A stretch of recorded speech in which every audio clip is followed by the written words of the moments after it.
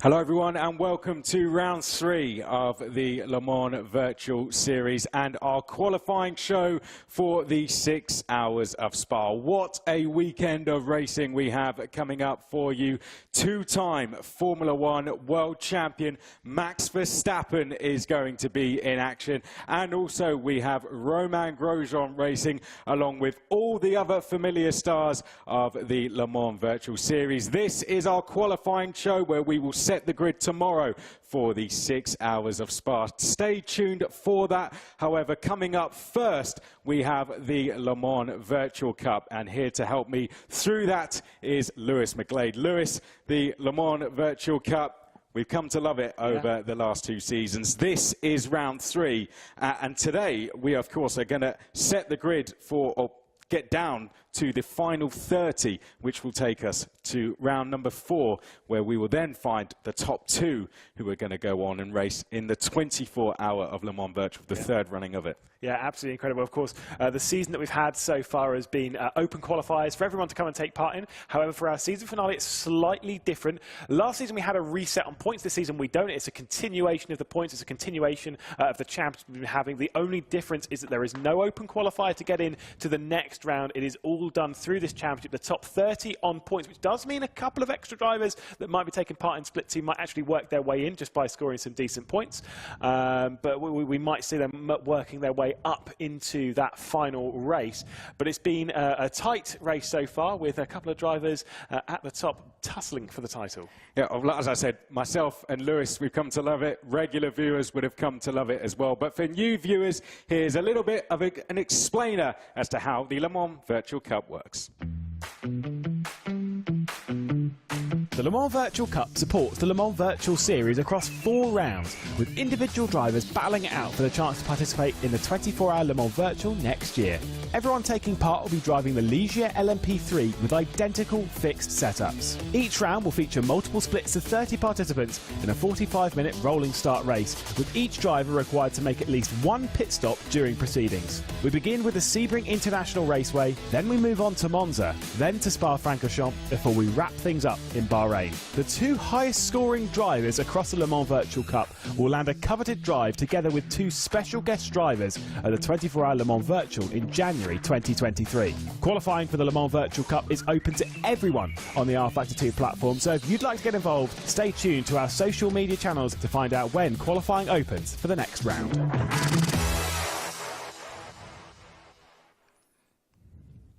So as explained there by Lewis, 45 minutes of racing coming up today around Spa in what is now round 3 of the Le Mans Virtual Cup. Qualifying is currently taking place. I can actually see a live timing on the screen, and that's going to set the grid for that race. So whilst that is happening, let's reflect on what happened last time out. We were racing at Monza, which was the 2nd round, and another brilliant performance for Sean Arnold, because as you mentioned there in the explainer, it's the top 2 at the end that go through to race into that 24 hours. So every race is absolutely crucial, isn't it, in the Le Mans Virtual Cup? Yeah, Sean Arnold taking top spot in both of the races that we've had so far. Of course, they did have a rerun of what was the first round back in Sebring between this, so they've had that one now. It was won by Sean Arnold, who's taken both victories. Varcogni finishing in 2nd in both of those. So it's pretty tight between those 2, but it's still open for everyone else. One mistake can spoil it all.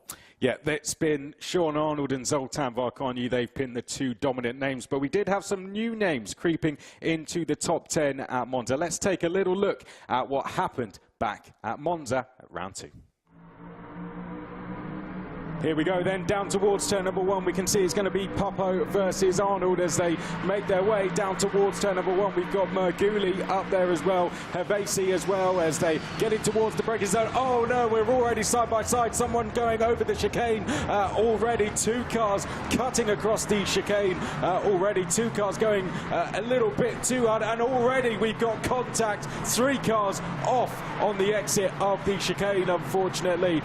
We'll take a look at a replay whilst I waffle on and see a spin. Who was that in the 22? That looked like the 22 of Liam Rance. So that's what happened. Whoa! Yeah, this is on a different incident. This is what happened to Gabor Hervesi. I did wonder, it dropped down the order, and that is why. So, oh my goodness. That's That's 2 of those that's happened. So Slovanac as well. I don't know if it was Slovanac who got into the rear end, but either way, this is... that was Vela on Vela contact, but it was Leandro completely missing the braking zone. We're side by side for the race leaders as Sean Arnold trying to go round down the inside there of Merguli. It is. He's going to be on the outside and down towards Steve Roger. We're looking back from the race leader, Martin Merguli, but how long will he be in the race lead for? You can see Sean Arnold looking to the outside, not quite able to get through.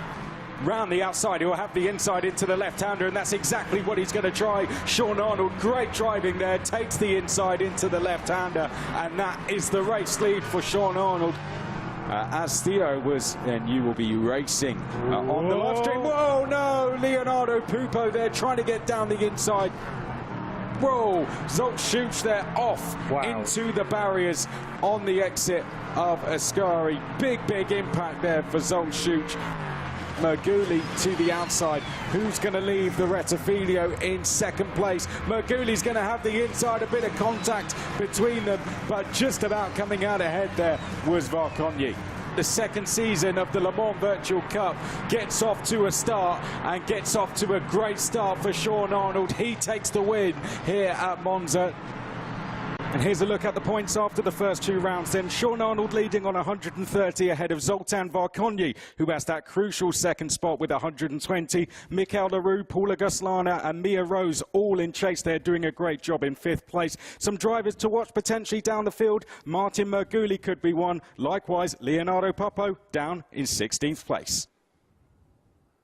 Certainly one thing we're not short of in the Le Mans Virtual Cup is excitement. Just constantly, every time we go racing in these cars, it is just drama. And this season's shown that, and those points, they are so close. They are, aren't they? I mean, let's go through, first of all, the point system. 35 to the winner, 32 to second, 30 to third, and then it works down from that. But looking at the points, 30 between first to 8th.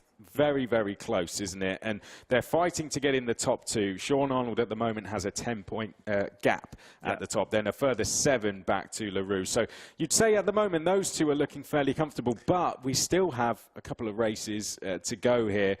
Any one of what you'd say the top 10 could go through still. I mean, Merguli showed there that he was looking good. He's down in sort of 15th in the points. So is it too much of a steep climb for him now, would you say, or do you think he could climb his way back up? No, I don't think it is. I don't think it's too far away. We're halfway through the season, and the thing is this is wide open because this point structure is very unforgiving if you have a bad round. If you drop back, you will lose points which you can't claw back. And so as much as we're talking of the Sean Arnolds and the Varkonyis that are right at the top of that standings and pretty comfortable on it, they're not in a position where they're bulletproof from the rest of the field. Genuinely one mistake in this, and you are out of the running of one of those 2 seasons. Now, sure, you might pick up a spot anyway, courtesy of another team, fair enough. But for that big prize to come in with those 2 VIPs in our car, it's kind of, you've got to be perfect. And I don't mince my words on that. You've got to be very clean all the way throughout. Yeah, I mean, if you finish down 20th, so you're going to lose about 20 points, aren't you, here to the eventual winner?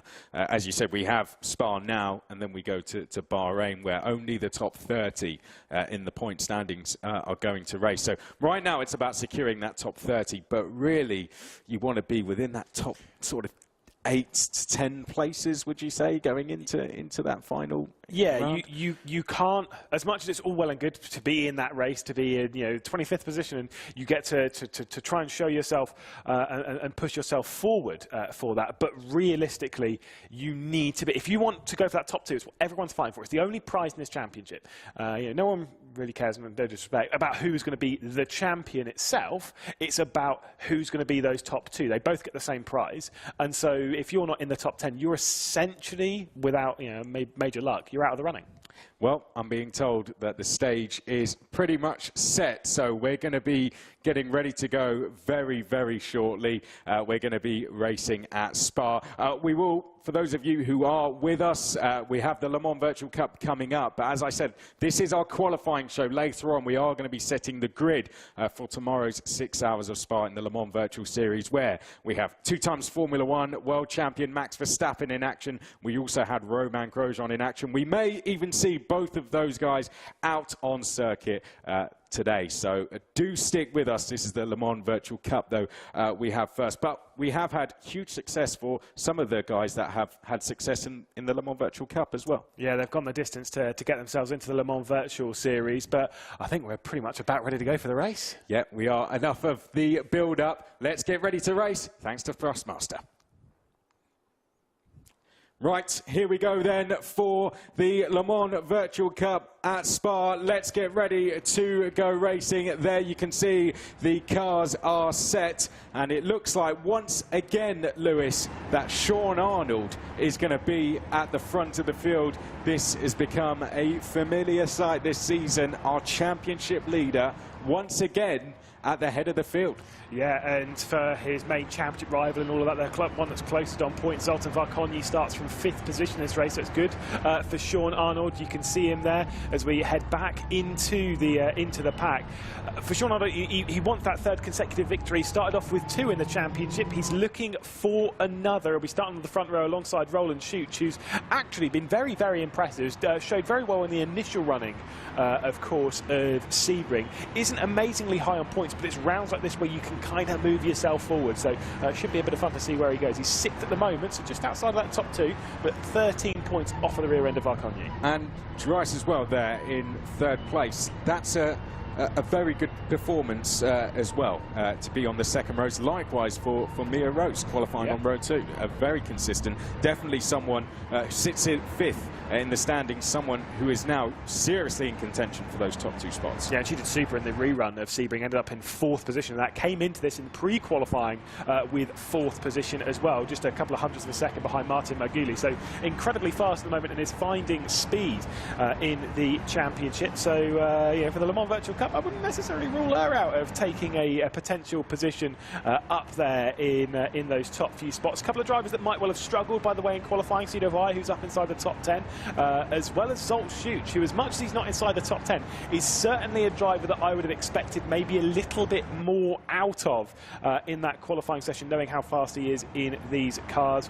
Let's talk about what we can expect around here as they're all getting ready for this race start. That race down towards turn 1, it's going to be pretty tight. You're looking for a little bit of track position, but most importantly, slipstream on that 2-kilometre run from La Source all the way up over Eau Rouge, over Raidillon, down to Lake Com. It's going to be a tough run, and I don't think everyone's getting through it. And quickly, pit stops as well for new viewers. Tell us the score with that.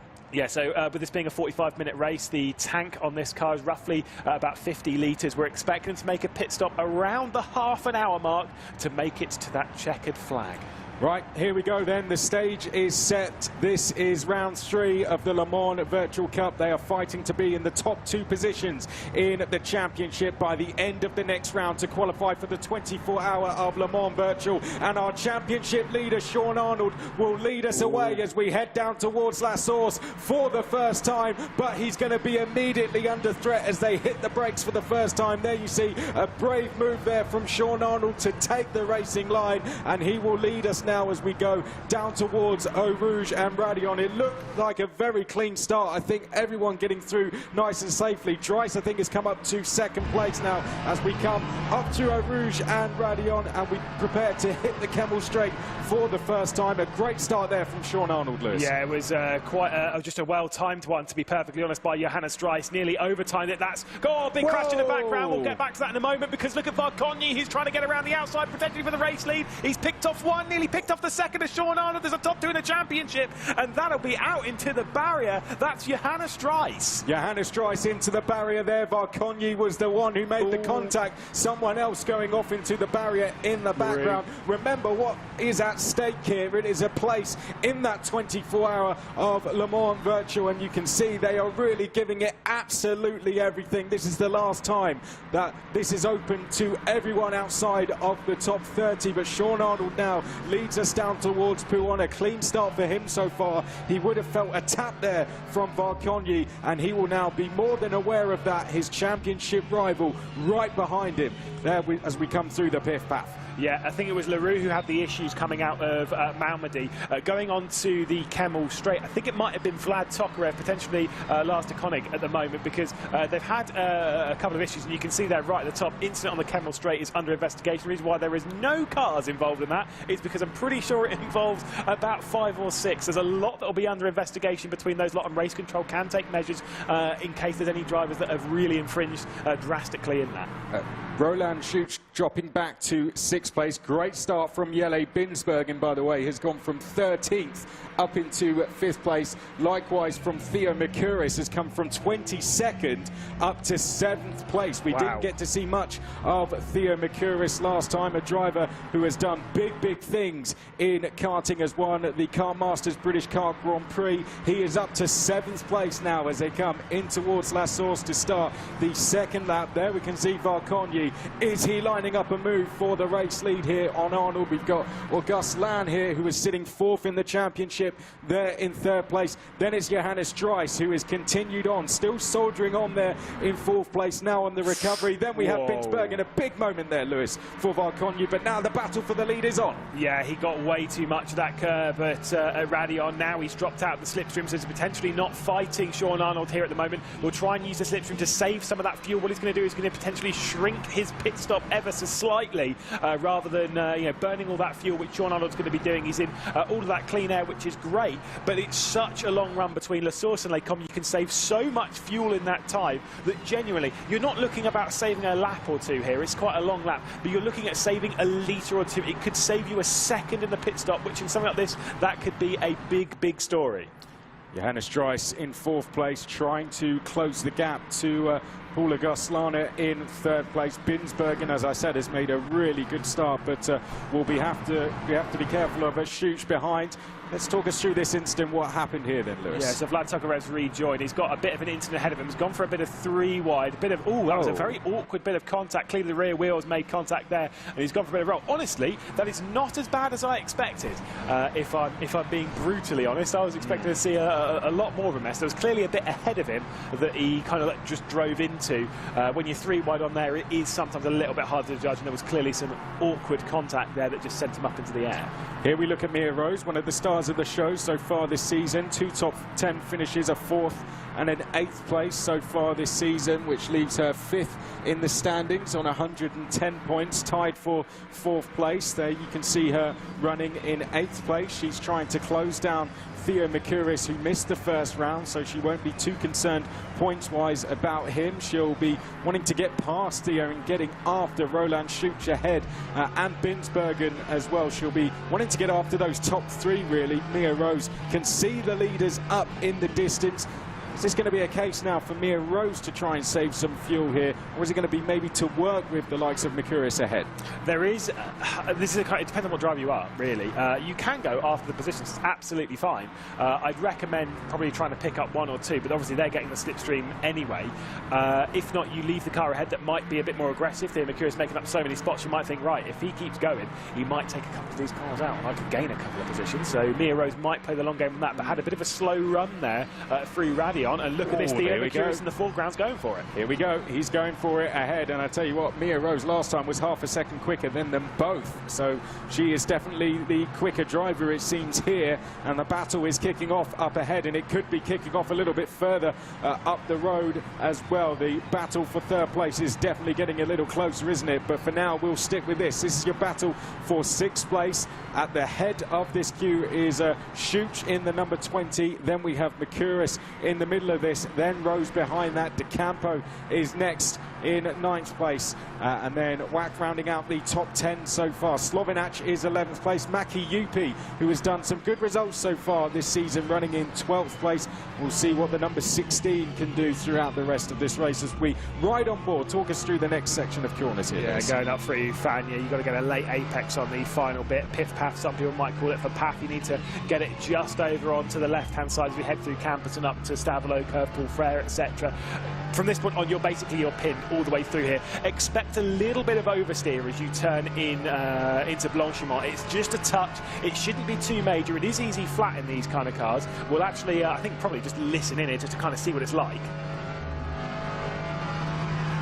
Easy flat, easy peasy flat for Thea Mercurius. Not a surprise there, but now Mia Rose behind might go for it. There we go, Mia Rose goes through, and Thea Mercurius is going to try and hold it round the outside, gets his elbows out and does. I think I saw a move a little bit further up the road. I think that might have been Binsbergen trying to make a move on Johannes Dries as well. They were definitely side by side. We could see it from within the car of Mia Rose there as they make their way out of La Source now. We go on board with Mia Rose. This time we're going to jump on board with her as we head down towards Eau Rouge, Lewis. Yeah, one of the most breathtaking complex corners, whether it's in sim racing or in real life. As you rise up, you see that beautiful new grandstand on the left, losing the rear end ever so slightly just over the cut. There's a crash off there. That's Jelle Binsbergen for Jean Lacey Esports Academy. He's had a massive crash coming over the top at Raidillon, so it might be 2 positions in one straight for Mia Rose, who's going to move up potentially past Mercurius and does indeed complete the move into Les Combes. So clearly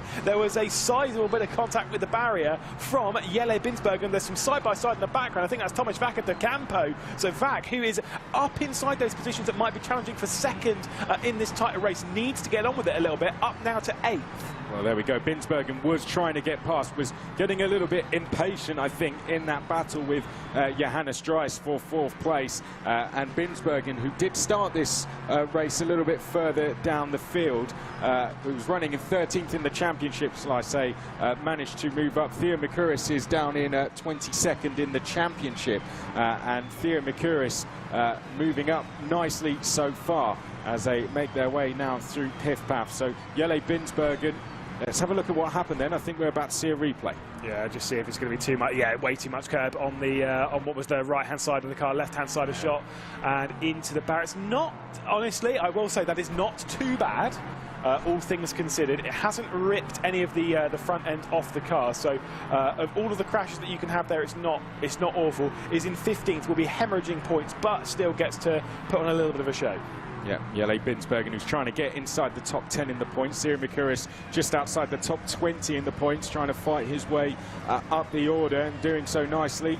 Here is Matteo De Campo. We haven't talked much about him in this race, but he's having a good run in 9th place, running 18th in the championship so far. So this would be, I think, a personal best result of the season so far. So would be a really good result so far for Matteo De Campo. It would indeed be the first top 10 for him of the season.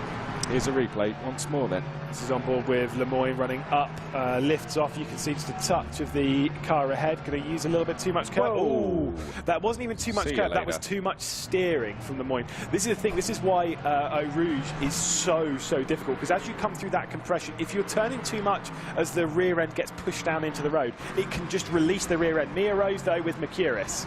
Yeah, Mercurius back down the... Oh, there we go. Mia Rose not having any of that one. Mercurius trying to get down the inside, but Mia Rose was not having any of it. Well, these two, whilst they're fighting away with each other, the pack up ahead is just clearing off into the distance. Matteo De Campo is having similar problems here that Mia Rose is having. Oh, there we go, down the inside. That is Slovinac trying to make the move for 9th place. Slovinac in the predominantly blue-coloured car there as he tries to go round the outside of No Name. Can't quite get through in the end. Good defensive driving from De Campo. But look, in the background, you can see in the green colours there, Maki Yupi is now closing in, and he is no stranger to the top 10. 6th at the first round. Yeah, and also he's dragging up the likes of Savarese and Bala, both for virtual drivers by TX3 teammates, so they'll be dragging their way up to it. It's not as if they've just joined in a random livery. They are a part of that squad. They will be working a little bit together, which is always helpful around somewhere like Spa. I've got to say, though, if we look towards the top, it's only been 10 minutes into this race,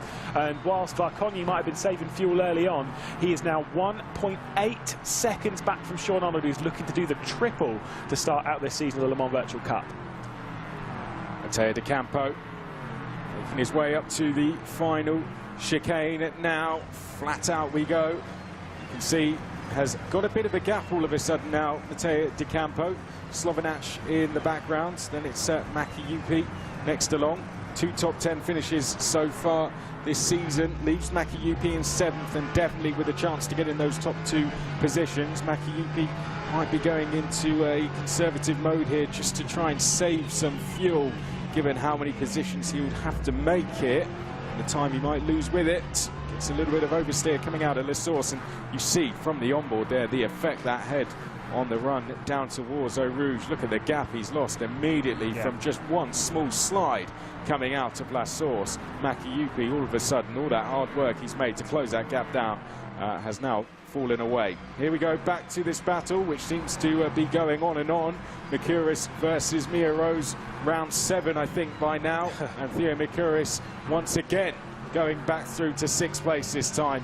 And this battle, I think, will continue to rage on all the way to the checkered flag. At this rate, yeah, probably at least until the pit stop sequence. I've got to say, for them, it's I feel like I've just turned on the Tour de France and there's a team time trial at the moment because they just keep switching positions. Getting into the slipstream. So it's quite nice. I mean, Tour de France has been around circuit to Spa-Francorchamps, so maybe there is some merit in that. But alas, right now, they're just switching positions. It's as much as you wouldn't think it's costing them that much time. Trust me, it is. Every time they're switching over, it looks like it's okay, but it will be costing them a few tenths here, a few tenths there, and it'll be dragging the likes of Thomas Vack back into that fight. You can see Thomas Vack 8.5 tenths of a second back. What's happening with our leaders? It is Sean Arnold leading by 2 seconds from Zoltan Varkonyi. Paul Auguste Lana running in 3rd place. 4th place in the championship, so this would be a really good result for Paula and would just keep Paul within distance of being able to get that top 2. Here we return to Johannes Dries, who is running 4th place on the road, but for how much longer? Did have Binsbergen attacking him, but Jelle Binsbergen had that incident up through Raidillon. Now he has the pressure of Roland Schuch behind, and Schuch will not want to wait around here. Has had to work his way back through the order. Of course, started on the front row of the grid, lost a lot of places at the start, did Roland Schuch. Will now want to get back to where he started. First person he's going to have to clear is Johannes Dries. Let's see if he can do that down the Kemmel Straight. A little bit of a wobble, and there goes Roland Schuch. Well, it looked like that was all going to go wrong as soon as he was coming up through Raidillon, and Roland Schuch becomes the next prisoner of Raidillon, goes straight off. Yeah, that's there done. You can see that is race over, it seems, for Roland Schuch, unless he can stayed out the barriers. Well, he was just finding a gap in the pack, and Roland Schuch looks like he stayed out of the barriers enough to be able to continue. But effectively, points-wise, it is over for Roland Schuch in this one. Yeah, it's a big shame indeed, and like I say, for a driver that's inside the top 10, that'll be a very, very big hit indeed. So a big shame, but it is one of those things. I guess we'll see what happens with him. No, that turns that battle behind for 5th place now, and this has become a race of just stay on the road, isn't it? It's the Spa circuit is that tricky. It's taking prisoners all the way through, so stay in the race and you will make places. That's something you learn very quickly in motorsport. Here's our leader. We haven't seen him for quite a long time. He's run away. He's just bolted off into the distance, and that's become a theme all season, hasn't it, with Sean Arnold? We haven't really seen much of him, and that's followed a similar path to our champion last season as well, who did similar things, running off into the distance in most races. Sean Arnold, this one though, really dominating so far. 2 rounds, 2 wins, and looking to make it a hat-trick. Yeah, and of the 2 race victories that he's had, the first one, which ended up being the second one, which was Monza, won by 6 seconds. The repeat of the Sebring round, which again was done away from broadcast, he won by 12.7 seconds. Looking to kind of do something similar, but there is something on the horizon, which we probably should talk about ever so slightly. Also, the drivers do know about this, so it's fine. That we are expecting Spa to be Spa for a bit. We are expecting some wet weather, light, but there is potential on the horizon of some light rain late on in this race. It'll be in the final. It's expected to be in the final 10 minutes. You know how these kind of things can be, especially around Spa. Oh, Jelle Binsbergen, don't do that again. Oh my goodness. That was a good save. You'd think it's wet already with drifts like that. Very quick hands, and he'll need that later on. But if that rain is going to come in, it's going to make this car insanely difficult to drive. Some drivers might try and stretch that pit stop, so they only have to make one in the rain and potentially go straight onto wet. For me, I think that is too far to stretch. I think it's way too far to go. If you're Jelle Binsbergen, you go for it. Yeah. You've got to do something different now. He's recovered pretty well, to be fair, 16th place. He has dropped one more spot. I think he's ruined his tyres, to be fair. But no, surely you've got to go for something different. Absolutely. Having thrown it off the road.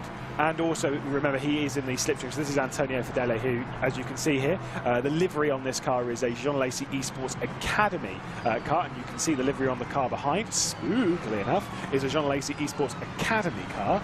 And thus, they are teammates. And thus, again, you can also, you can kind of make, if you're Jelle Binsbergen, if you're kind of up there towards the top end of the points, you want to leave Fedele as like almost a sacrificial lamb and let him burn the fuel whilst you save it. Like Florian Cisse is out. Talk us through this one, Lewis. Yeah, it's going to be too much curve again. Yeah, it is. And see, it's going to be that is a monster slam. Who was that on the exit? Not sure. It's one of the number 100 cars. It's one of the ones that was that's new for this round, I do believe, but not 100% sure as to which one it was. But yeah, that was a monumental crash. It's one of those things that happens when you have one of those crashes over there. You can kind of see that curb on the right-hand side, or the driver's right, I promise you, is lethal. Don't touch it, don't go near it, don't breathe on it, stay away from it. But you can't stay too far away from it, because if you stay too far away from it, you've got to turn too much, and then you drop the rear end anyway. It's why... was it Kulikowski, I wonder? Oh, might have been. Yeah. In my sim racing experience, I love Spa and I hate Spa because of Eau Rouge, because it is brutally difficult. Like it's no joke. Yeah, it's easy flat. Yeah, it's easy flat. Apart from all of the bits where it's not easy flat. It is flat, but that's not the part that's difficult. It's what you do with your hands, and it's the trust that you have to have in the car. Now, we talked about points, didn't we, before this race. It seems Le Roux is going to feel the effect of that, running right down the back of the field. You see that? Whoa! Jelle Binsbergen. Yeah, having a bit of issue. 28th place for Le Roux, who came into this third in the standings on 113 points. Will now only score 3 points from this race. That's how it goes. There you go. So for the likes of Paul Auguste Lana, Mia Rose, Roland Schuch, they effectively all move up a position. Ooh, okay, I will say, this car from Jelle Binsbergen, he is struggling big time. Watch how much his teammate Fedele has checked out here. Arriving on board with Antonin Titus, who is right on the rear end. Now, this car is not behaving well. You can see how much it's sliding. And this car does slide a little bit more, but still, it's they do slide quite a lot, these cars, but his car is sliding abnormally. It's understeering a lot. It's oversteering on exit. That car looks horrible. Now, that could just be from damage. There will be a bit of front-end damage on Jelle Binsbergen's car, but also the amount that it would have worn on tyres. There is Kulikowski. Well, that's the car that was also involved in that incident. So the team just investigating that one for us upstairs. And they are good, aren't they? Kulikowski. Especially now we've lost that traitor. I've got to throw him under the bus again, of course. Round two. Yeah, well, he's not here now. He can't say anything. So he's gone. Dear. Well, like I say, he could be watching, and if he is, I hope he tweets something in. We all do wish the best for Rich, obviously. But still, also, again, Savaracy out into the barrier. That's gone. That engine is popped. And also, I think it might have ripped one of the rear wheels off. It certainly ripped the rear wing off straight of Lorenzo Savaracy. So he's done. Out. That's it's a shame. brutal, this track. That's a real shame. Lorenzo Savaracy was running really well in this race, actually. Just outside the top 10. And when you look at the points, Lorenzo Savaracy, not someone that we had seen running up there in the top 10 in the standings. So this would have been a really, really good performance from Lorenzo, a breakthrough performance in Le Mans Virtual Cup, but a real shame that unfortunately today it's just not worked out. And there we go. How many drivers has that taken now? I know. Corner? And this is what I was going to say. Is this is why, if I'm the likes of Sean Arnold, Varconyi, even any of those that are a little bit further down the points, this is a survival race. More than anything else, this is just surviving. Get through to the end. Because this track is absolutely brutal. And I promise you, whether the rain hits or not, this track will only get harder as the race goes on, as the tyres wear, as the rear end becomes more imbalanced with the front. It is going to make things so much harder through this race. I expect to see a few more in that barrier. This is our Nordschleife, isn't it? Yeah, I mean, we did this last year, but this is our Nordschleife. Remember when we did that last year in the Cup? Also, just to clarify, by the way, this is all fixed setup, so everyone is on the same setup. They're all driving the same car. Now, whilst things aren't necessarily fair normally in motorsport, in this case, they are all driving the same thing, so it is fair in that sense, as fair as it can be, trying to keep it as open as possible, so we're seeing the top drivers go through into that, of course, the coveted VIP drive going into Le Mans Virtual next year. We want to see the very, very best. What that means is that you're all driving the same kind of thing. It means that the car ahead, it's all about what you're doing, whether you're wearing the tyres out, whether you're wearing even the engine, everything. It's about what you're doing behind the wheel. And I think quite a lot of cars out there right now are wearing their tyres quite a bit, and that is why I'm sat there being like, I'm just going to survive in this race. If you survive without any incident, I can almost guarantee you're probably going to get a top 10. Well, I tell you what, even you could get a top 10. Oh wow, that's saying something. That's offensive to those guys out there. I was going to say, I don't know. You're going to retract that statement immediately. Straight away. There you go. Well, the guys upstairs have recorded that for me. You can play that one back. Nice. Theo Mikuris is catching after Johannes Dries here, who isn't far away from Paul Auguste-Lana and isn't alone, is bringing Mia Rose for company. Behind that is Thomas Voucher as well. So this is a really good section in the top 10 here, and one that comes with a lot of meaning in terms of the points. Is that, there we go. It is. The wipers are on for Theo Mikuris. That is much earlier. Again, we were saying that the precipitation might hit the track. Apparently, I'm going to commit to it and just make it. I'm just going to make it a phrase now. It's fine. But we were expecting this rain to hit. Sorry, mate. Precipitation hits the track. It's completely wrong in every single level, but I'll allow it. We were expecting this with 10 minutes to go, roughly.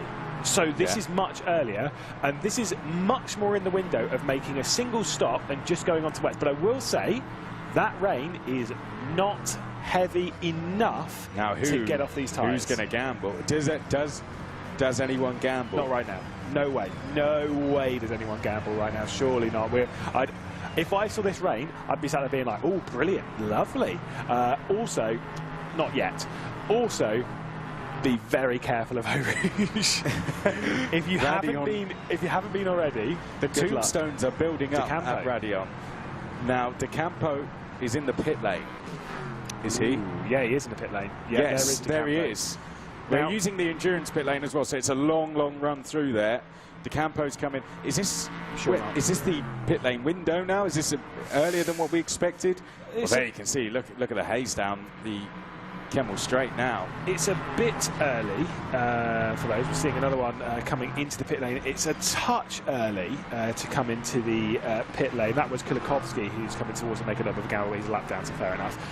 It is early to really make that pitch. If this was just going to be a dry race from start to finish, we would expect it to be pitting in about 4 minutes, roughly with 50 minutes left to go. You can do about half hour on this tank. But the thing is Spa is normally a bit more aggressive on the fuel as well. Obviously, you are flat out again from La Source all the way up to Les Comps. That is 2 kilometres of just completely flat out, foot to the floor running, and it does gobble fuel quite a bit. And then, of course, the run from Stavelot all the way around to the bus stop. There's a lot of time where you're just absolutely pinned around here.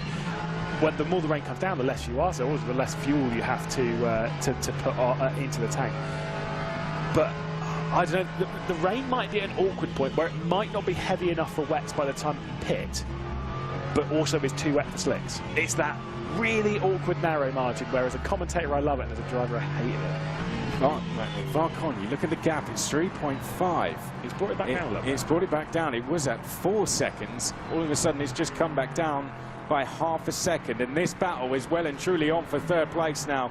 Paul Auguste Lana has been caught here by Johannes Dries, and queuing up behind there is Mercouris. So this is a two-way battle for now, but it could well be a 4- or 5-way battle very shortly. There's a big moment there for Johannes Dries as they come down towards the final chicane. Are we going to see anyone dive into the pits? Because Johannes Dries was struggling to get that car slowed down. They are really starting to struggle to get these cars slowed down now. Sean Arnold into the pit lane. Now the awkward thing is whereas in the Le Mans Virtual Series we know what all the colours are for all the tyres, obviously in this unsure, if I'm brutally honest with you. We just have to assume, I guess. Sure. I'm going to take a wild guess that they would be going on to wet. We'll only find out after the race, unfortunately. Well, we might be able to try it. Yeah, I guess we'll find out. Whoa, there we go, Johannes Dries. I'd want to be on wet. I don't know about you. Wow. That's tricky. That was a big moment, wasn't it, there for Johannes Dries. I think we're going to see a lot of people. You can see Maki Yupi's come in as well. Thomas Vack has come in.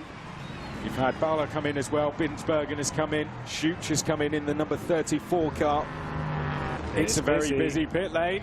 And very busy pit lane. There's a yellow flag in sector 1 somewhere as well. Thomas Vack had a slow pit exit there just at the top of the pit lane. I don't know if anyone saw that one as he was coming out. Yes, he certainly was. Contact is on in the pit lane. You want to pit on a lap where no one else is pitting realistically, because you can get caught out. But this Sean Arnold was so far ahead that he might not have had any issues in the pit lane despite the 22-second stop. It'll be crawling. It's a painful pit exit. It takes, from memory, I think it's about 80 seconds just for a drive-through around here. It is a stonking pit lane, really heavy some now, would say. isn't it?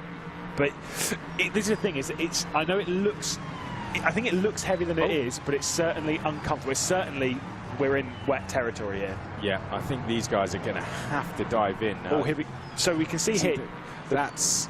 Anyone on the S is on the slicks. Anyone who is on the P, like Arnold, like Bala, like Vack, that is the wet tyre. The P is the distinction for the wet tyre. I think it means pretty wet, but we certainly are in that scenario. Sean Arnold going straight onto the wets. Good work by the team there to show us that one. Right, we're on board with Johannes Dries, and I think we're about to see him dive into the pit lane. Here we can see him coming up through Blanchimont now. Oh, this is going to be tricky through here. There you can see him. Conservative through there, wasn't he? Just, you can see him trying to get the car slowed down, fighting with the steering wheel. Look at that. And that's what you do in karting there. Just chuck the car in and wait for the car to slow down. Don't crash going in to the pit lane. I wouldn't be surprised if we see someone sticking in the wall at this rate, going into there. And everyone now coming in. Did anyone stay out? No. We've had Varconyi in. Auguste Lana. So Varconyi stayed out. So what's the difference going to be now when he returns to the track, having stayed out an extra lap while Sean Arnold came in and put on those wet tyres? We're about to find out. I think he's going to lose out. I think he's going to lose out quite a bit here. We're looking at the battle for what might end up becoming third spot, with Sean Arnold, 9th position, could be the race leader. Fabien Barlow might actually genuinely be running in 2nd position here, with Vack and then Maki Yupi could be in 3rd form. Again, we'll have to wait to see where they come out of the pit lane. They're a long way back, though, aren't they? They're 15 seconds back from Sean Arnold. Yeah, for sure. But I think Varconyi and Paul Auguste Lana, from what I was seeing there, they looked really slow. I mean, I've got to say, a massive hats off, and I think a round of applause for them to actually keep, for all of those that were staying out in those conditions, to have kept it on the road. I cannot tell you how difficult that is. They did an incredible job with incredible car control, but Sean Arnold's already working his way up. He's going to take over the race lead. Varconyi hasn't even started moving from his box right now. There is Sean Arnold. So I think these are in the pit lane down this end of the circuit. Is that there? They are. There's Varconyi. There's in the yellow. Yeah. So he's on his way down. Varconyi, I think, will still be 2nd then. I think he might just, but it's going to be tight. So that was very good tactical work. Here they come then. So there comes Varconyi. He'll still be 2nd. Oh, look at that race there, side by side, coming out the pits there. Whoa, contact for 4th place. Is that Auguste Lana and Dreiser? I think it was. I think Mercouris might have slotted into 3rd place, possibly there. Well, Auguste Lana and Dreiser were fighting over 4th place, so some potential fuel saving going on there from Mercouris throughout the race has seen him move up into the top 3, and now Auguste Lana has gone up to 4th, and then we have Dreiser in 5th. Mia Rose is 6th. Now, but look at the queue behind. Yeah. They've all closed in. They were nowhere near before. Now we have Paula, Vach, Maki Yupi, Slovinac behind as well. But those that have already pitted, have already done a lap, they've already got used to the wet tyres, they've already built themselves up, the likes of Mia Rose and even Varkonyi, those that have only come into the pit lane, the lap that's just gone, they've kind of lost out a little bit of that feel. They need to get into the rhythm just a touch, but that'll be very interesting to see how they can do it. Paula Gislan's got a lot of pressure on his shoulders. I've got to say, by the way, just giving a bit of a shout out to a bit later on in this broadcast, because we've said before, that this is the qualifying broadcast. Obviously, we're doing the Le Mans Virtual Cup race. Now, it's taken part on the same day, so anyone who's excited, I mean, that qualifying session looks like it's going to be pretty wet to me. Yeah, it's going to carry over, isn't it, into the qualifying. This is the qualifying show for the Le Mans Virtual Series Round 3, the 6 hours of Spa, where we will set the grid for that 6 hours of Spa tomorrow.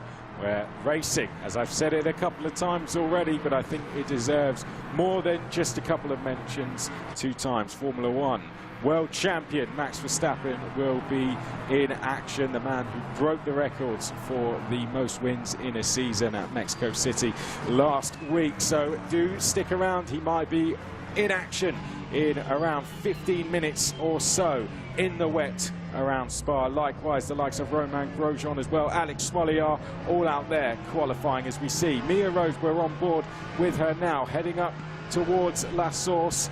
You can see, I'm sure they're all going to be watching this race just to have a look at what's going on, what the conditions are like here, as she tries to throw one down the inside of Johannes Dreisel, just to get a little bit more of a look. They're just trying to, I think, navigate which is the best lines to take now through these corners. Now, 9 times out of 10, again, in rFactor 2, if you would have asked me 2 months ago, a bit wide there, if you'd have asked me 2 months ago, whoa, that's a big hit there. That's Paula Gislana, who's just, I think, touched the barrier there on the exit of Raidillon, now going on to the Kemmel straight. Johannes Dreisel is going to pick up the position. I think Mia Rose might also come through. What I was going to say is that if you'd asked me a couple of months ago, I would have said staying on the racing line is always the preferred option in rFactor 2. However, they've had a recent update, which they've called Real Road 2.0. They've changed how the wet weather works. They've changed how it reacts to this wet weather, and it's made some of the normal rFactor 2 specialists in these conditions. It's kind of basically taken all of their skills and thrown them straight out and said,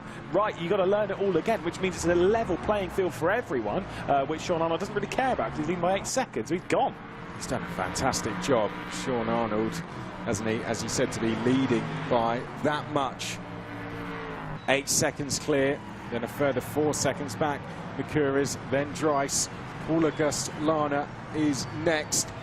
Zoltan Varkonyi still in second. So the top 2 in the championship are first and second on the road. Third in the championship, basically out of this race. We'll return to that. Let's first talk us through this replay with Jelle Winsberger. Yeah, trying to get around the outside of the course, car potentially fixed into the rear end. I think misjudged it. That car ahead might still be on slicks, I do believe, because they were very slow off of Piron. So I think there might have been a touch of that and misjudgment around the speed differential. 10 minutes left to go in this race. It means there will be 5 laps for Sean Arnold to navigate. He's leading by 7.5 seconds, and by that logic, he can be lapping a second a lap slower than Varkonyi, and it doesn't matter. Right, so in terms of points, Johannes Dreis in 4th place is 10th in the championship.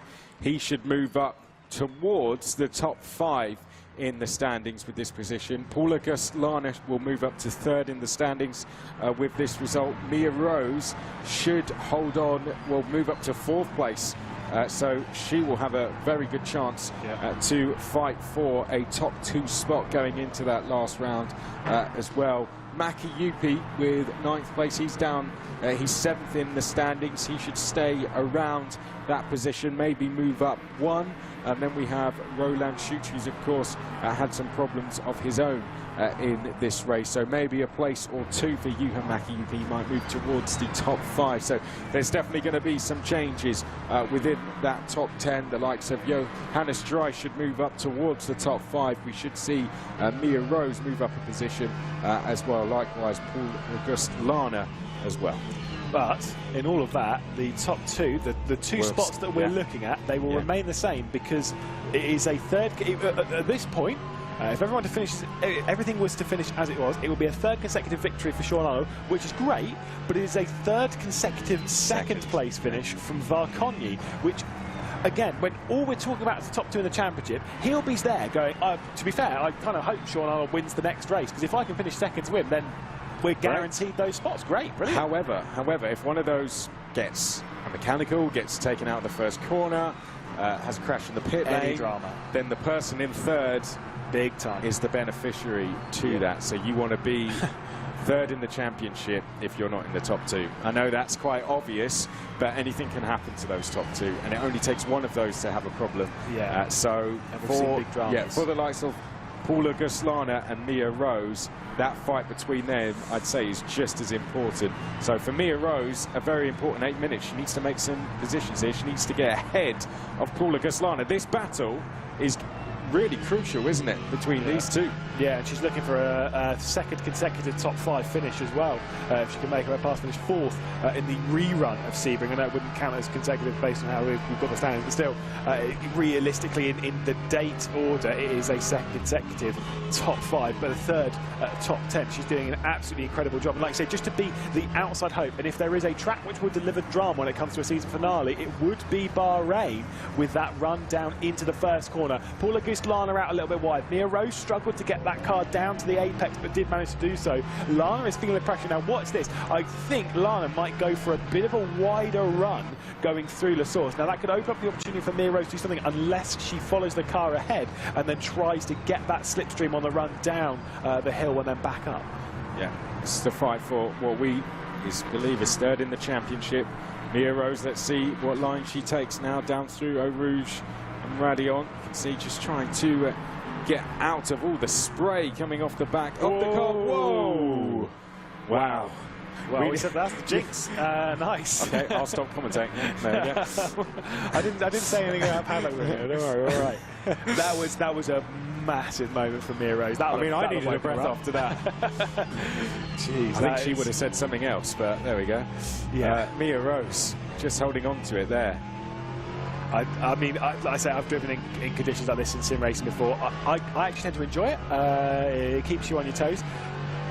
There are certain exceptions, and genuinely, I've done a 24-hour race around Spa in the wet, and it is a nightmare. Tell us what it's like when you're in her position. You know what's at stake. She's going to know what's at stake, right? You've done your homework. Yeah. Coming to a race like this, you're coming. You know, it's wet. You know, maybe they didn't know it. They knew it might have rained.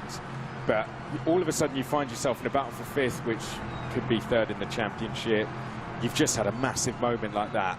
How do you calm yourself down now? Because no doubt the adrenaline is just going to be pumping through you. I think you need to, like, most of these drivers, genuinely, they'll have that one moment and then they'll move together. Like, genuinely, it's the easiest way. It is the easiest way. We'll take another look to see how some of the more moments, rather. This is on board with De Koning, who had a bit of an issue into the first corner. Wrong place, wrong time. I think that might have been Pablo Aylen directly ahead. But yeah, you've got to kind of take that moment and just throw it straight out the window and be like, right, just focus back on the race at hand, focus on the conditions. If you're spending time and brain power thinking about what happened a few corners ago, that is what's going to catch you out. And they train themselves very hard just to kind of almost forget about it. Of the championship, though, of thinking how things are in the championship, that is something which can creep in maybe a little bit too much over this. Of course, you've got to remember that they're focused on being in the top 2 in the championship. We've said time and time again, which means if I'm Mia Rose, as much as getting past Paula Guslana could be the difference maker, trying that extra little bit harder to get past and then dropping it, well, that'll be the decision maker in a much bigger way, because you'll definitely be out of it. And so in that sense, I would genuinely, right now, on a track that's as hard as this, in conditions that are as hard as this, I would absolutely take a guaranteed 6th and keeping in the points race, rather than trying to risk it to grab a top 5 and then bin it. Fair. That's a very good way of looking at it, to be fair. Mia Rose, let's find out. I think if you don't have a moment like she just had, you haven't been pushing hard enough the whole race. I think all of them would have. We can't watch all of them go through there. Oh, here we go. Mercurius has clearly had a wobble of his own because he's had a bad run down the Kemmel Straight, and Johannes Dries is going to help himself to third place, potentially round the outside at Les Combes. And there we go, move done.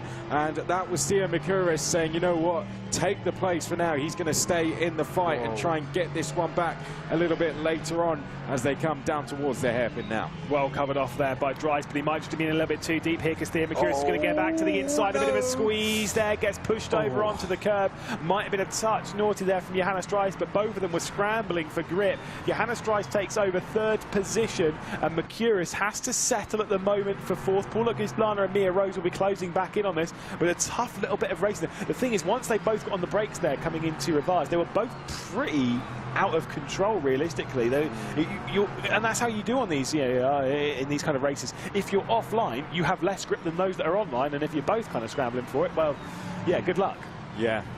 Well, we'll see what happens. This battle may resume on the last lap or so. We're getting towards the end of the race. Sean Arnold has definitely taken his foot off the gas slightly just to get towards the end here. You can't blame him for that either. Doing a sensible job, hasn't he? 7.3 seconds is the gap. Just under 7 seconds now. It's come down slightly, but Sean Arnold is taking no risks. He does not want to throw this one away.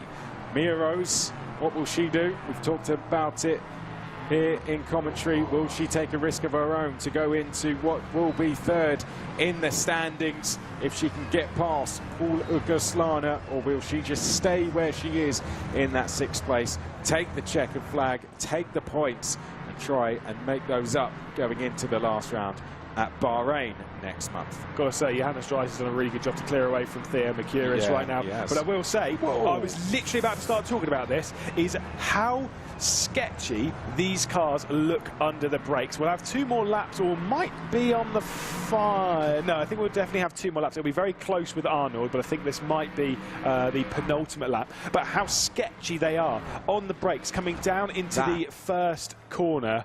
That was a fabulous camera angle, that, wasn't it? We just skipped over Mercurius as well on the back. He went over at the top of Raidillon.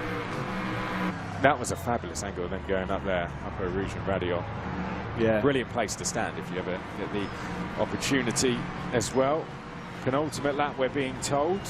6 seconds between... Oh, who's that? It's not Varcogni. It is not Varcogni. Someone who was a lap down. Do not panic. I panicked there immediately. I think it might actually be Kulikovsky, I do believe, who is the last driver in this race. He's had a dreadful time, unfortunately, hasn't he? But... I mean, to be fair, if you are going to be going a lap down, sometimes it is good to literally just jump straight off the circuit and let everyone go through. When they're all battling for big prizes and whatnot, you're not going to pick anything up by getting amongst all of that. Just let them go through. It's fine. Yeah, fair play to him. Oh, actually, no, it's not. It's Antonin Titus. You can see there's a lot of damage on that car. So I guess if we have a random thought that there might have been yet another incident of some random. There's been less in the wet than there was in the dry, though. I'll say that. I think because there was so many in the dry, now it's wet. We've got rid of most of them. People are like, if there's, I think people have seen so many in the barriers, in the dry, that in the wet, they are really taking it easy through there. And I think it's now become a case of everyone can see that checkered flag in sight almost, and it's time to just get it to the end, isn't it? Here? Yeah. Big time. It's time to breathe. It's time to be calm, be collected. We'll see out of the final corner with the time ticking down. Sean Arnold coming up to it with 17 seconds left to go. He's going to be easily across the line to start a final lap of this race. And with 7 seconds back to Varcogni, again, like, watch him into the braking zones. Does that look sketchy? Does that look overdriven? No, absolutely not. He's looking calm. He's looking collected. He's looking driving like he's driving within himself. And I've got to say, I am loving seeing this Sean. He's had so much bad luck. We've got 2 drivers in the pits. Paul Augustlana, which is a big one because he's up there in 4th in the championship. Did they not take enough fuel, which would be crazy because that's massive in the championship. It's massive in this race. Could you imagine, like, if it was Monza, you'd be like, oh, that's a bit frustrating. I'm going to lose 20 seconds. Cool. Yeah, no, it's all right. You're literally going to lose the best part of a minute and a half. That's to drive 4th in the championship, which would mean Mia Rose would go up to 3rd in the championship. Yeah. In this, and we're going to have the likes of Maki Yupi potentially going up to 4th in the standings with this result, and Johannes Dries could go up to 4th, possibly 5th. And Cido Vaya, who has struggled most of the day outside of the top 10, somehow using all of his experience racing in things like GT Pro on rFactor 2, as well as the Virtual Endurance Championship and whatnot, and also doing the initial Le Mans Virtual alongside of Andy Prio and whatnot. He finds himself up in 7th position, which, considering he's 9th in the championship, considering other drivers around him, same as like with the likes of Thomas Vack, who's in 8th in the standings, they're going to also find a way moving up, moving closer to contention for that 2nd spot should there be any mistakes from the top 2 in Bahrain, which you certainly cannot rule out. Yeah, Johannes Dries is going to gain big ground. He's 10th in the standings, but I'll tell you what, he'll be top 5 easy, 4th, maybe 5th, I'd say, with this result, and he's in contention of going to the 24-hour of Le Mans Virtual, the 3rd running of it in January, depending on what happens to these top 2, because it's been, Lewis, another fantastic performance from this man, hasn't it? Yeah, like I said, I am loving seeing this from Sean Arnold. We said before coming into the season, he is a driver who has had such terrible luck. Even in the initial opening race of the season, he's struggled with it. Since that point, he has looked absolutely fantastic, looking for a 3rd consecutive one. Sean Arnold, it's going to be 3 out of 3 in the Le Mans Virtual Cup. He comes into the chicane. He's had to deal with the dry and the wet conditions, but it's been a lights to flag victory for him as he comes out of the final corner. Sean Arnold across the line to take his 3rd consecutive win of the season, and he gets 1 step closer to racing in the 24-hour of Le Mans Virtual, and also getting 1 step closer, a 3rd consecutive 2nd place for Zoltan Varkonyi, putting even more points on the board for him. Johannes Dries, a fantastic performance from him, a 2nd top 3 finish of the season to add to the 3rd place that he got in the Sebring rerun just a couple of weeks ago. Theo Mercouris, welcome to him. Yeah. It wasn't the best debut run for him at Monza, but this time really showing what he's made of. 4th place for Theo Mercouris. No doubt we'll be seeing much more of him at Bahrain. Mia Rose moves up to 3rd in the standings with that 5th place. Then Vac Vaya, Maki Yupi's also going to move up. Zolt Schuch up to 9th place there, and Paul Auguste Lana being shown in 10th place there, though, so did have to come in and take some fuel, but maybe not as bad as we suspected. But there we go. What a race that was. Spa definitely lived up to expectations, didn't it? Oh, I mean, no, actually, no, it was boring because it was the same podium that we had the last round of the season. Obviously, fantastic victory again from Sean Arnold, great from Varkonyi, and as we've said before, Dries finished in, you said it, you know, finished 3rd back in the rerun of Sebring, so technically it's the same podium 2 races in a row, but yeah, that's anything but boring. Gotta say, again, big shout out to Theo Mercouris. Great drive to have qualified poorly and to have worked up into a podium contention position in a sim that he's not super familiar with in wet conditions, which I know he's not super familiar with. Brilliant, brilliant stuff to have worked into that spot. And again, as much as he might not be in contention for the top 2, it's contention for another team to look at him and think, we could use him for Le Mans Virtual. Yeah, and I can tell you that's what he is definitely here for. Let's take a look at the results then. Let's recap where we were. As Lewis said, the same podium we had last time. So familiar faces at the front. Sean Arnold, a comfortable win for him, and a 3rd win of the season. A 3rd, 2nd place for Zoltan Varkonyi. A 2nd straight 3rd for Johannes Dries. A personal best result for Theo Mercouris. Another top 5 finish, a 2nd one of the season for Mia Rose. Thomas Vach in 6th place there. Cido Vaya in 7th place. Then we had Juha Mäki-Yupi next in Zolt Schuch. Paul Auguste Lana next along. Matteo De Campo put in some good performances throughout there, made some good overtakes in 14th place. Jelle Binsbergen was running up in the top 5 at one stage. Mikel Leroux, that's going to hurt him, was running 3rd in the championship coming into this, down in 19th place in the end. And then some of the drivers that got caught out by Raidillon, we can see Florian Cisse, Savrese as well, Roland Schuch also down there, a DNF for the driver who started right up there on the front row of the grid. Not going well for Roland, who was running 6th in the championship coming into this. A front row start, but sadly finishing in 28th place. So, well, that completes round 3. Next, we go to Bahrain, where we're going to see our top 30. What are your thoughts going into that one? Of course, our top 2, as we look back at the race, here we can see the start. We talked there about Roland Schuch starting on the front row, but then went completely missing after that. Yeah, had a couple of issues on the race start, because it was this start that we saw from Johannes Dries. A brilliant start to roll down into that first corner, just opened up the opportunity, but it was caught out massively, and you can kind of see also running out wide going through that first corner. That's why we saw Schuch losing out so much. This was, I think, the first person that was taken by Raidillon, but wouldn't be the last, and far from it. What was it about this corner that was catching everyone out, do you think? That curb, 100% that curb. If anyone's also paying attention for qualifying a bit later on for the Le Mans Virtual Series, it is that curb which will be the killer today and tomorrow. And we talked a little bit about Matteo De Campo. This was moved round the outside, going head-to-head. We saw a little bit of that throughout the race. Going a little bit of track limits, arguably, but Matteo De Campo in the end, side by side, all the way down through Bruxelles. Some fantastic racing throughout. The track conditions, if you joined us late in the race, looked completely different, as they sometimes do at Spa at the start. As we look back at our leaders here, Sean Arnold was going very well for him, likewise Varkonyi as well, and this was a fantastic battle a little bit further back. This was Mikel Leroux, sadly. This is where we lost him, one of our top runners in the championship.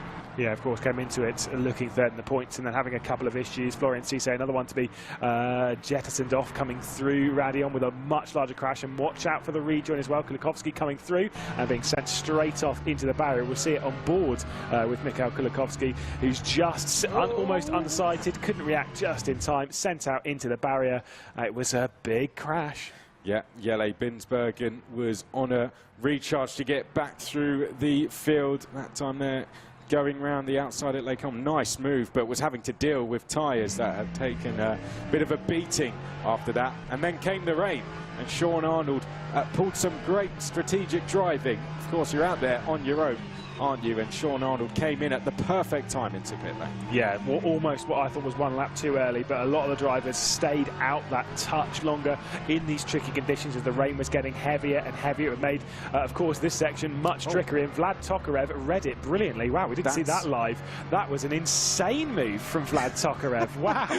That's move of the season, perhaps. Look at that, switchback up through Eau Rouge and Raidillon. That's absolutely sensational, that. I'm glad we saw that one twice. Fantastic stuff from Tokarev. This was when Sean Arnold came in then, so a lap early than pretty much all the rest of the top 10 almost, particularly the rest of the top 5, and that gave him a very comfortable gap in the end, just shy of 7 seconds. He came across the line to take 3 out of 3 for the season. Super drive. It was, wasn't it? But talking, looking ahead to the final rounds, he and Zoltan Varkonyi, yes, they're going to be in very good positions. But what about the likes of Mia Rose behind as well, Maki Yupi, Johannes Dries? You still think they're in contention to get in those top 2? It's, the thing is with the run down towards the first corner, it's such a long one down towards that first corner. It's open up for a drama. I mean, the Sakira International Circuit certainly has delivered so, as we saw in the Le Mans Virtual Series. Well, we're going to be getting ready to go for qualifying. As I said, we're going to set the grid for the 6 hours of Spa tomorrow. We're going to take a very quick break. As we do, we're going to take a look at next year's 24-hour Le Mans and what a special event it is set to be.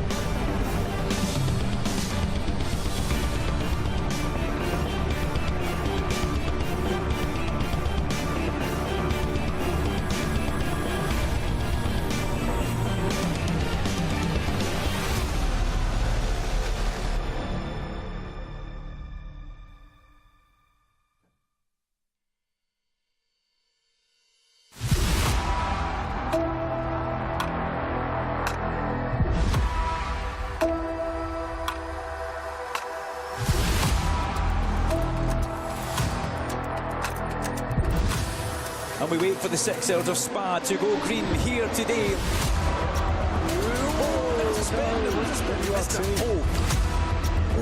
Big save moves through. Oh, that's a big dive straight down the inside, makes contact. That was very, very risky.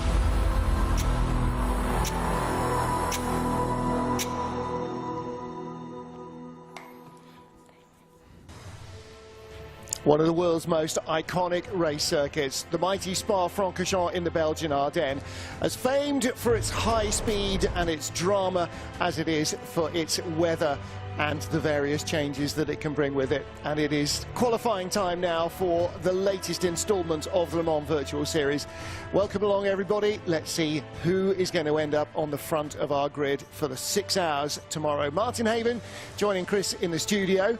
After all the excitement and all, again, the pit stops and the weather changes in the Le Mans Virtual Series, Chris, I think we, as always at Spa, you expect everything and try not to be too surprised when it happens. Yeah, I think that's throughout just about everything. I mean, over the years, we've seen some fantastic races over the at Spa. I think we saw one there, but differing weather conditions is one that we're always expecting to see as well. It's a very challenging circuit enough as it is, and then we get the already differing weather conditions. It seems to have a weather of its own there, doesn't it? So, yeah, it's going to be absolutely fantastic, I think, and some big names for this round as well. There are. I hadn't noticed. Well, you're here, so there we go. There's one. Okay, yeah. No, absolutely right. And actually, that's one of the delights, isn't it? That I think the greater racing world has suddenly woken up to the fact that sim racing is such an open church because of lockdown and because of the likes of Lando Norris and you know, all these guys coming in and racing just for fun and for kicks and putting it up online.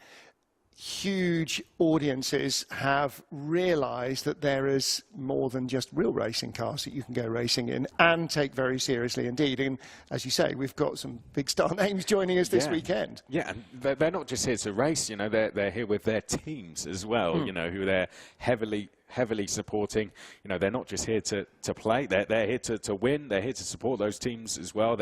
When they're not racing, they are by all means supporting those teams. So yeah, this is going to be really good. Now some of those drivers have got a break, and a rare break some of those drivers get. They've got a chance to come and join us. So yeah, it's going to be good fun. Yes, it's not just our Formula One race director this time.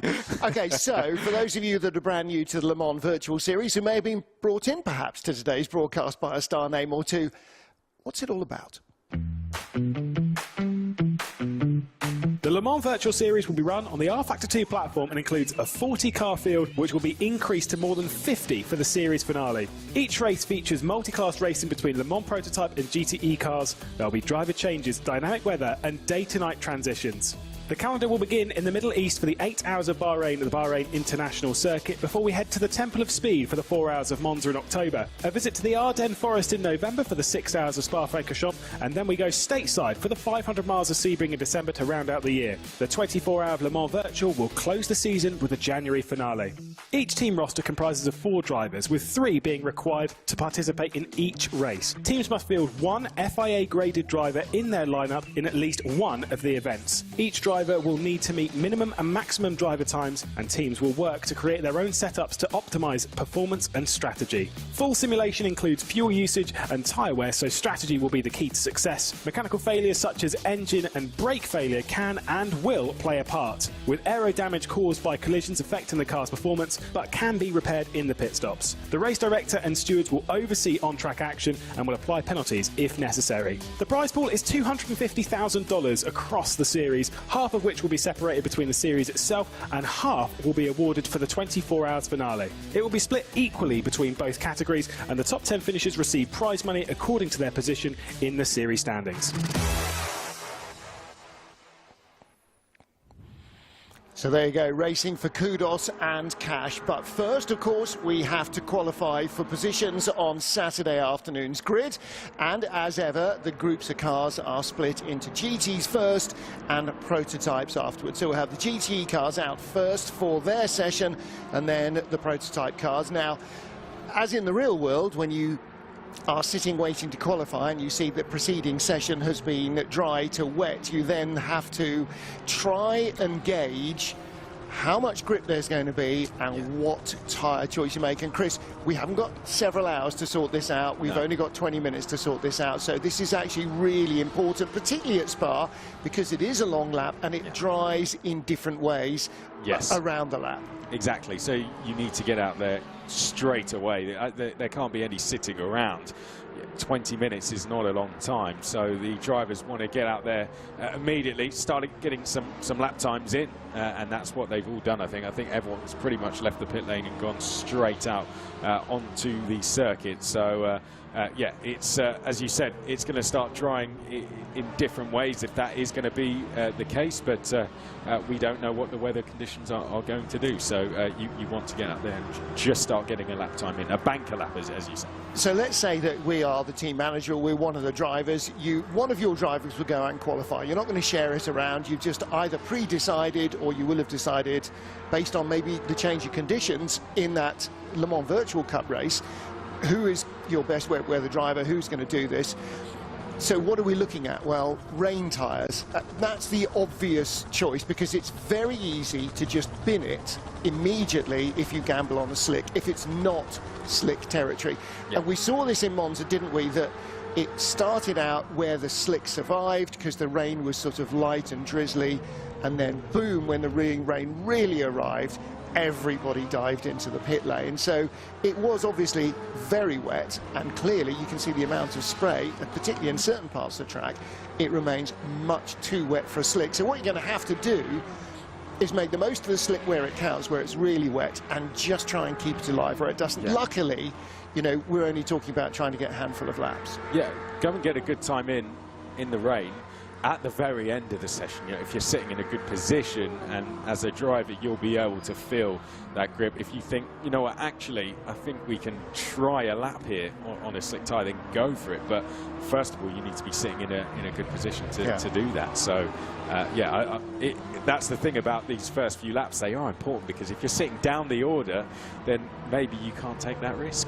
Well, take a look at the screen. You've got the external view of the BMW, but look at Kevin Siggy. Now, you don't see his hands, but you see his elbow, not his elbows, his shoulders. Those are the top bits, you idiot, Martin. And you can see, you know, in a straight, completely, you know, calm and rested. But as soon as he gets to somewhere, I mean, again, you can see how much he's moving, how much he's working the steering. So that's replicated in the sim onboard shot. But it's really interesting watching the driver. That's what you don't get a lot of the time in real world racing, because you can't see the facial expression, you can't see the eyes, the focus, you know, is there. But here we can actually see it. So Kevin Siggy in the BMW. Where is he so far? Okay, well, this is his first flying sector, yeah. So actually he's about second or third quickest at the moment, just a fraction behind the other BMW, Van and Turchis, yeah. So, and again, you know, we talked a little bit about this afternoon, about how balance of performance works. The idea of balance of performance is that each of these cars, whatever shape they are, wherever their engine is, however big or small or wide or narrow or tall or short or whatever they are, when they get to the end of the lap, they should be capable of setting an identical lap time to each other within thousands. The drivers definitely are, and so much of that, you know, balance of performance is trying to make sure that the cars are.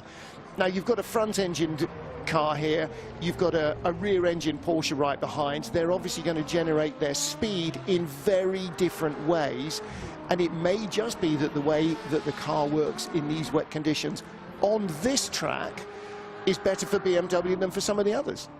Yeah, that's it. It's for Kevin, see, by the way, that shot's always great. I do always admire just how calm they are, because for me that would look a lot different going through there, and the fact they don't really, they're not saying anything either, because that'd probably be a bit different for me as well. But yeah, we talk about balance of performance.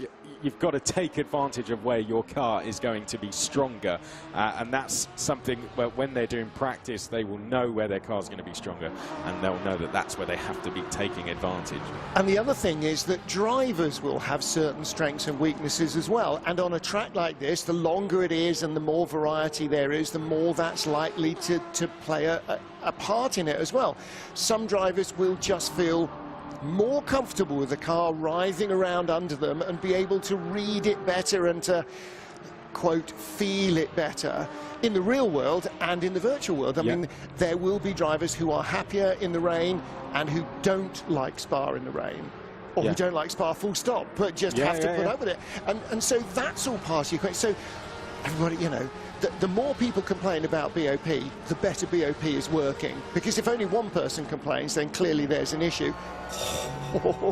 That Porsche was very four-square. I mean, this is where real car control in the real world and in the virtual world is absolutely exquisite to watch, is where the car is just sliding four-square through the corners. You're aiming inside the corner, knowing that there's not enough grip to get you there, but it's the overall trajectory of the car that's so important. And it, like in drifting, it's where you make that transition, as we saw there in Piff Paff, from one corner, loading up one side, to loading up the other side. Those are so difficult to control, that pendulum effect in the rain. And it's no easier in the real world when you can feel it than it is in the sim world when you can't. Oh, absolutely. That's why when you go to any sim and get coaching, they teach you look to the next corner. That's why that's effectively what you're doing. You're driving always for the next corner. Your eyes are looking for the next corner, not to the apex, but to the exit. So, and naturally, you'll just drive that corner in the way that to get you to that apex. But this is the thing what you were saying there. This is why people love endurance racing, because everyone's driving style is different. But in an endurance race, you have to set the car up. Everyone has to take a little bit of a hit with that setup, so that everyone is happy, and that's the challenge for drivers in endurance racing, and why it is brilliant. And to a degree in qualifying, it's the only time, and real world drivers say exactly this, it's the only time where you can start to massage the car to how you want it selfishly, because there will only be one of you in it. When you get back to race trim, it will have to suit all drivers. And again, in most GT and sports car racing, you have got a pro-am balance. You don't have, you don't in most teams have all ex-F1 or current, as in this case, F1 drivers. You have a variety of different racing abilities throughout the drivers in your car, and that will be as true in Bahrain next week in the World Endurance Championship, as true in Le Mans in June as it is in Le Mans Virtual in January. You know, it's that balance. It's got to be drivable by the least of you, not only by the best of you, because it's how much your slowest driver loses, not how much your fastest driver gains. You know, put me in a car and you know that your pros are going to have to drive some leaden thing that is just so safe it's impossible to get any speed out of. But that, you know, if I'm the man with the money, would that it were, then that's what you have to live with, and them's the brakes, I'm afraid. Yeah, that's it. Yeah, in endurance racing, you're driving for that AM driver, essentially. Yeah, Roman Grosjean's not going to get any speed out of a car that I can drive quickly, and nor is anybody else, because it's going to be so safe. And there is, you know, obviously that's a very extreme example, but there is all of that. Now, interesting, we've just had basically the entire field pit for tyres. So they have all been out on wets, and the chances are they are all out on wets. But once you've done a couple of laps, particularly at Spa, the wets will have, quote, lost their edge. In the real world, now, I'm assuming that there is a degree of that in the virtual as well. You can see it's a long lap as well. They'll want to do the lap, come in, and then change them. Here we see in-speed racing on their current flying lap as well. Got to the checkered flag successfully last time after a difficult time at Bahrain. They'll be looking to make more progress this time round as we get closer to the 24-hour in January. And that's what they'll have their eyes on. Oh, a big slide coming out the final corner there, though. Good save in the end for them, but this will be another learning experience for them, no doubt. But the BMW so far going very well out front, aren't they? Yeah. You can see that's BS Plus competition leading the way. Wow, that's very wide. That's it. Well, yes, I was going to say that's a degree of track limits there, but in fact he's in the, I think he was in France at that stage rather than actually still in Belgium. So, yeah, very different postcode. And then obviously 71, we got red line next along. 77 is next after that. That's one of the Proton Coanda esports teams. There's D Station in the 777, Remy Delorme. And Remy Delorme was at the 24-hour of Le Mans this year and won the activation. We went and had a look at that. As well, yep, didn't we? Yeah, absolutely. Very good. Yeah, it's that old thing, isn't it? You know, you could literally take 100 sims there, and they would all be busy all the time. Yeah, the queue for it was always massive. Yes, there are no amount of sim rigs you can take that will satisfy. I mean, there's 200,000 people there, not all of whom go through the village, but a lot of whom go through the village, and a lot of whom, if there's a free sim, will go, yeah, I'll have a go. You can't actually now drive Le Mans, the entire circuit, because, of course, part of it is permanently a racetrack, not like in the old days. So you can't drive it anywhere other than either getting a seat in a race car or on a sim rig. So, yeah. And that's going to be even busier next year, isn't it? Yes, absolutely. Ooh, Oracle Red Bull, quick lap there. That's very good. Fastest of all in Sector 1. Kevin Siggy now goes top. Championship leaders, of course, as well. Not a good time for them last time out, but that first win with, of course, a race that came with larger points scored means that they still lead. Then it's BS Plus competition. D Station up to P4, going along really, really well so far. Doing a fantastic result. Finished 10th place last time out. They're in 5th place. Project One go to 4th place. Marla in 6th place. Then Proton Coanda. Pro Drive up to 6th. So lots of changes. Got some of the Astons up there in the top 10. Interesting, the 77 Proton Coanda, Charlie Collins.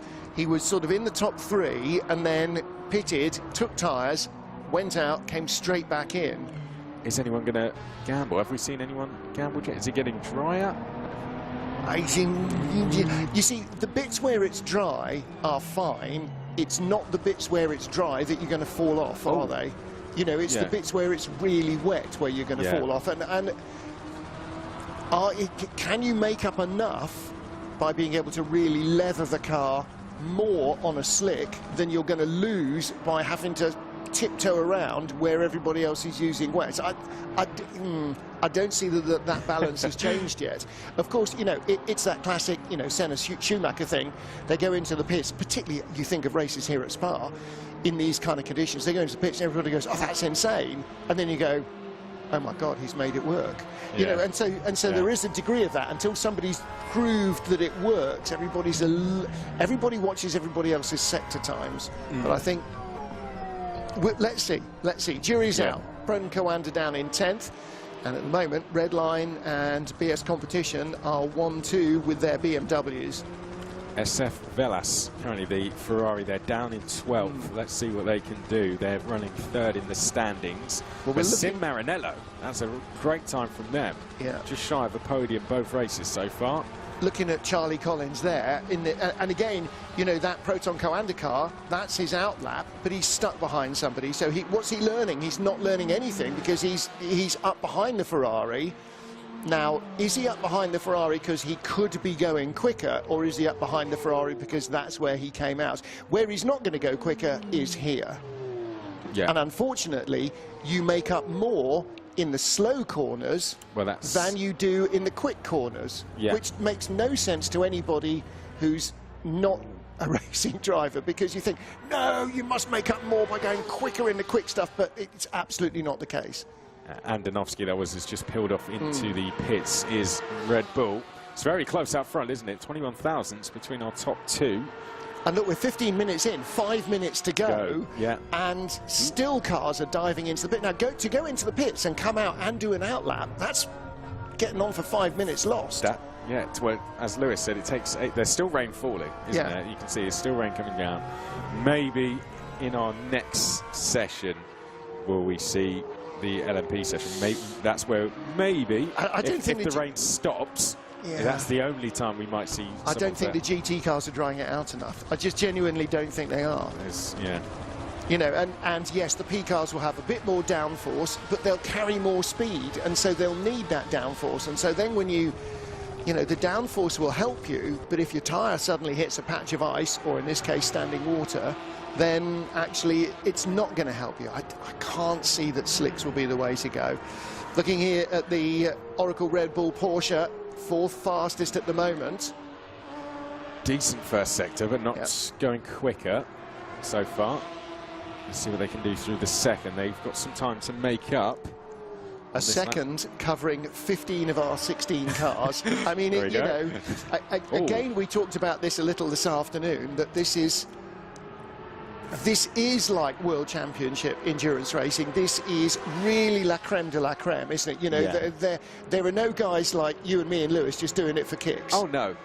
This is properly professional business. Jimmy Nasula there for Satellite has just gone quickest through the first sector. They had a strong run, didn't they? A strong end to the 4 hours of Monza. They put in a good performance there, has to be said. 7th place for them in the end. I love the livery. Reminds me of Paul Newman here and Nissan's racing in IMSA GTP with the red, white and blue, which actually were Nissan's colours, but also, of course, were with the US flag. So, yeah, I'm loving that livery. It's got a real retro, modern feel to it. They made some real progress in that race, and we saw a lot of them as well. Let's see what they can do in this one. I think they'll want us to see even more of them at the start of the race, i.e. at the front of the grid, as they now head up towards the final section of corners. Only 3/10 off, so that would put them 3rd. Interesting, because it's been BMWs that have been fastest in the first sector up until now. Now, again, another front-engine car. I don't know what difference that can possibly make in terms of weight balance, because the weight will be, you know, optimised as much 50-50 as it can be. 3/10 back in second place. Now, he was 11th, 96 hundredths back. Wow, that was a big slide. Whoa, carried in a fraction too much speed. You can see just how much speed they carry. Because of the elevation through that chicane, they carry so much speed into it. Was 11th, 96 hundredths back. Wow, is still 11th because that was a 99 hundredths back lap. So that last chicane, unfortunately, really cost him. What about Yuri Kasdorp?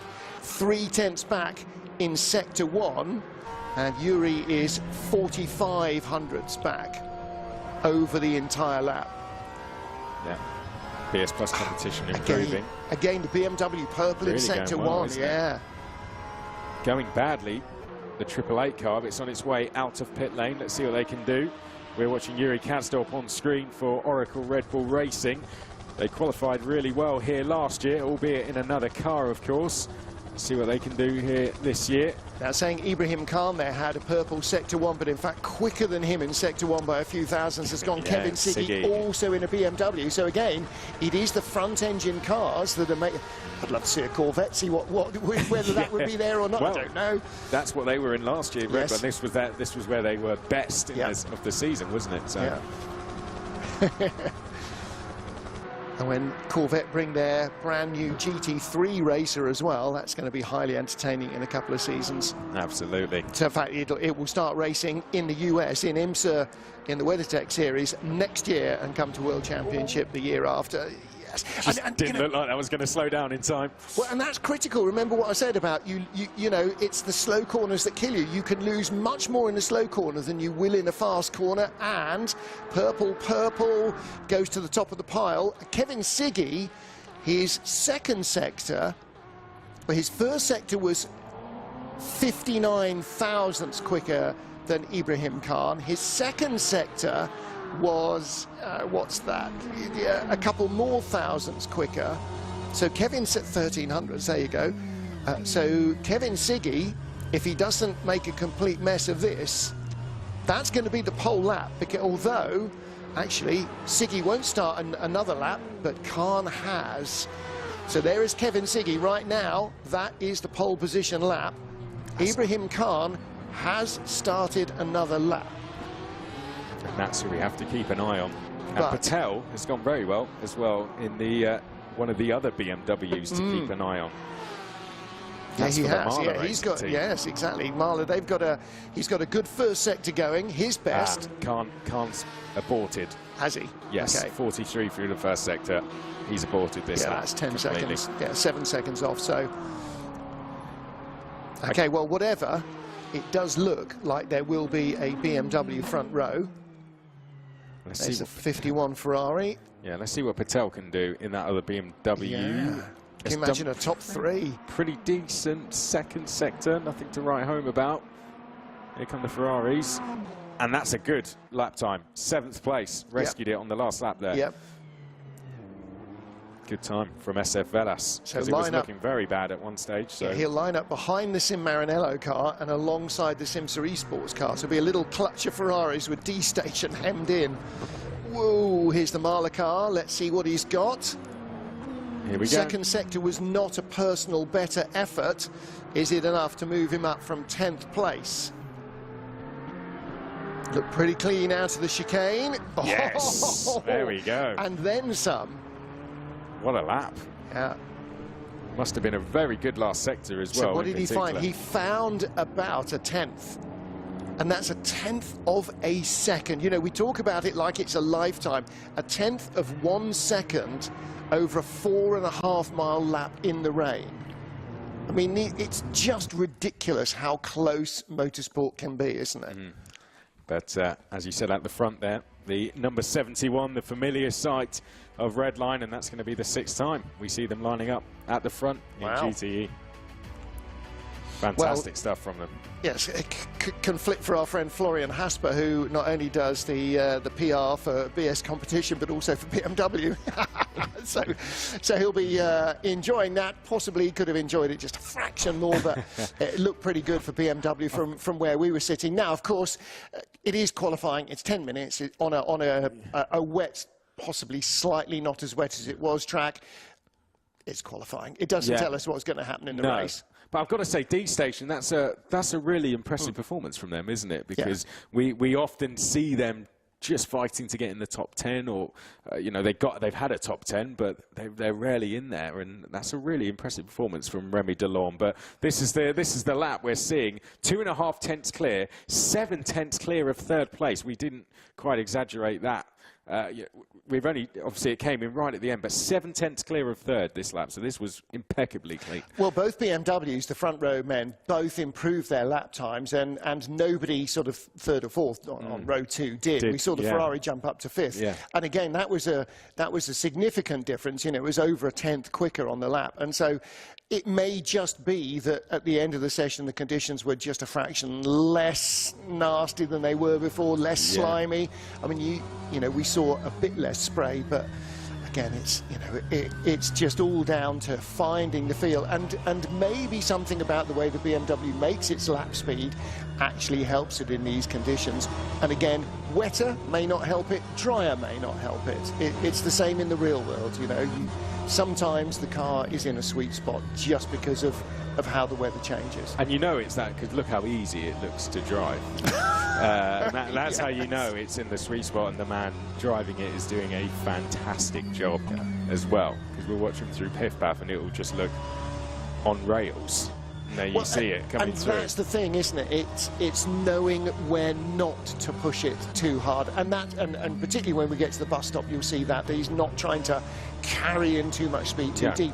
But we're talking here about hundreds of a second of difference when you hit the brake pedal or when you don't, and how much you hit the brake pedal and how much you don't. And so, again, this is like with real race car driving. Racing a sim even more, I think, probably, is relentless. Hundreds and hundreds and hundreds and hundreds of hours of experience to get this amount of finesse. Yeah. Here you can see that often we see people chasing a lap time into this bus stop chicane. And you can tell there Kevin Siggy was doing the complete opposite, had it all together, but still absolutely nailed that curb. and that was absolutely perfect. But interesting to see there, the Porsches actually had the purple lap times through the second and third sector. It was just through the first sector where the BMW was quickest. So that's quite interesting to see, actually. There are 3 timing sectors, but there are 2 very specific types of sector here at Spa. You've got Sector 1 and Sector 3, which are long, fast-flowing areas, and Sector 2 is the, quote, technical part of it, the more twisty stuff. And so you will almost inevitably, in whatever class you're looking at, see a different car set the fastest time in Sector 1 and 3 to the car that sets the fastest time in Sector 2. So, for instance, let's say the Toyota will be quickest in Sector 1 because of its hybrid boost, but something like the Alpine might be quicker in Sector 2 or the Glickenhaus or whatever. So, and again, with GT cars, exactly as we've seen here. Now, what happens, of course, when we get into prototype qualifying, then it's man, not machine, because all the machines are nominally the same. They all use the same Orica chassis. They all use the same Gibson engine. They all use the same Goodyear tyre. So, and I imagine that they will all, certainly to start with, be on the wet tyre. So it will be who knows Spa best in these conditions. And that's going to be interesting. Yeah, and who can adapt to the conditions the best, not only at the start, but as they go on. Yeah. I think that's the crucial part, and of course, that knowledge is not just how you drive it, but it's what you need on the car. So, it's a double hit. You know, your knowledge as a driver and your engineer's knowledge, if you have engineers, they're going to make a big difference. So it's not just being able to drive it, because you don't all automatically have the same setup. You will set the car to get what you want from it, to suit your driving style and to suit the conditions as you see them. So, you know, again, you can't automatically say, oh, yeah, they were always quickest. They were quickest last year. They were quickest in the dry. Doesn't matter. Yeah. Really doesn't matter. That's the great thing about weather. You know, they say it so often that it, you know, just tears up the form book. And that's absolutely right. So you can put your money on a dozen cars, probably for a front row start. So, yeah. And when you look at the names on that list, any one of those could go and take pole, really. Couldn't they? They're that talented, you know. It's that, and there's some pretty big names on there. Yeah, absolutely. Both in esports and in the real world. So combining those together is the beauty of this championship. I think you've got to say that the chances are... And there's some pretty big names in this session as well. Yeah, just looking at live time. Oh, OK. So what we were told earlier, not quite necessarily what we were expecting to happen. What you kind of expect is that most teams will put their absolute best sim expert in, because they're much more likely to have the most knowledge of the conditions, the car, and yada, yada, yada. Doesn't appear to be the case. Yeah, not exclusively the case. Yeah, anyway. I mean, who is setting the fastest time in practice? I think is going to be the case as to who is going to go out. Yeah. That's what we usually would expect. You know, now it's raining. Sometimes that might change. They might have had a plan to have someone go in, but when it's wet expert goes in, if you like, because I think every team has one. Or the hooligan. Yeah, or you some pick cases, it out of the hat and go, none of us like they're wet, so... Or in some cases, the boss. So, so there you go. Work it out. Right. Green flag is out. Session is live. We have the clock running, so there's 30 seconds. Everybody has left the pit lane, and probably no surprise that nobody is waiting for a gap in traffic, so away they go. Yeah, it's going to be interesting to see exactly who comes out on top here, and by how little, or conversely by how much. I mean, again, it could be, if the rain has stopped, you know, within a couple of minutes of this session starting, that the very last car across the line has the least worst conditions and gets the best lap. But it actually, there's much more spray than there was. Now, of course, first of all, there's a few more of them in a prototype class, and secondly, they're a very different kind of car, and they hoover a lot more water off the track. So there looks like there's more spray when the track is no wetter than it was. The rain's still coming down, though, yes, it is, isn't it? Yeah. It's we are not going to be trifling in getting the slick tyres out of the oven, I don't think, in a 20-minute session. Absolutely not, no. Yeah, it's just far too much spray coming off. The rain doesn't look like it's stopping. No. And you can just see the track. Tells the story there. Who's in the number 4 Floyd Van Woolburst car? Jenny Simoncic. Simoncic. Saw Mikkel Schmidl just elbowing his way by there on the way up to pit. Get out the way. I want a bit of clear running in front of me. I don't need you in front. So, you know, it's all about speed. Slowing down now, all about performance. There's no gentleman driving out there at all, is there? Well, it's a race, you see, because now the queue begins to get a gap, and you want to be at the head of that queue because there is that unwritten rule, isn't there, to no queue jumping when you get to that point of the circuit. You know, everyone forms a line at that point, and you all let each other get some space, and away we go for a lap. But sometimes it is, and this is the example. This is why it is the race to get out the pits and round to this point, because you don't want to be at the back of that queue and your tyres cooling down. No. However, lots of them are. Yeah. Which then makes you think, okay, why didn't you just wait 30 seconds before you left the pit lane, and then you have a chance of running up with a quick lap. Yeah. So 444, the car rotating all over the place. I'm sensing this might possibly be Michi Hoyer behind the wheel. Let's scroll down and have a look. Oh no, it's not. So Dan Rocek is in the car. Good to see. Yeah. So we got James Baldwin out there as well, who won the Motorsport Games event very recently. He's going to be out there as well in the number 63, the AMG car. Marcel Chinchik for R8G Esports. Romain Grosjean part of the race tomorrow. So it'll be good to see him joining in, and he will be in their number 18 car, so the sister car. It's going to be a fascinating session, this one, isn't it? Jeffrey Rietveld out there in the 1, Schmidl in the 2. Simoncic is out there in the championship leading 4 car. Chinchik for R8G with the fastest first sector time of all. Josh Rogers currently in the number 23 Porsche. Entered Orica with the fastest second sector time. That now goes to Schmidl. Do we have, I mean, I think James Baldwin is the only pro driver that's actually gone out, I think, apart from that. Mitchell de Jong. Do we have any others that have gone out? I think that might be it. I think other than that, it is all the experts, if you like. So Josh Rogers, Mitchell de Jong, 1-2 at the moment. Nikodem Wisniewski goes 3rd quickest.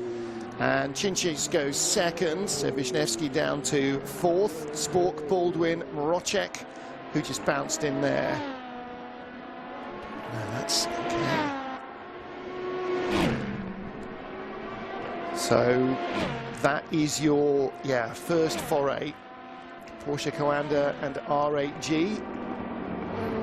211.824 on the board there. Josh Rogers we see in the number 23. Fastest sector 1. Actually, Chinchik has just improved on his sector 1 as well. So again, we will probably see what we did in the GTs, I would assume. They'll get a couple of flying laps in, and then come in, put fresh tyres on. Do it again. Go again, yeah. I think something similar. Although no one's gone quicker on this second lap. Only Schmidl. Yeah. So, will we see them all come in? If that's the case. That's a very good question, actually. Who's that? Who's that stopped? No, seemed to be an all-white car, but that's the that's the misting effect, I'm afraid, of the low cloud. We'll find out. Schmidl is the only one, isn't he, that's going quicker. Other than that, they're all going slower. Was that Alberto Giranella?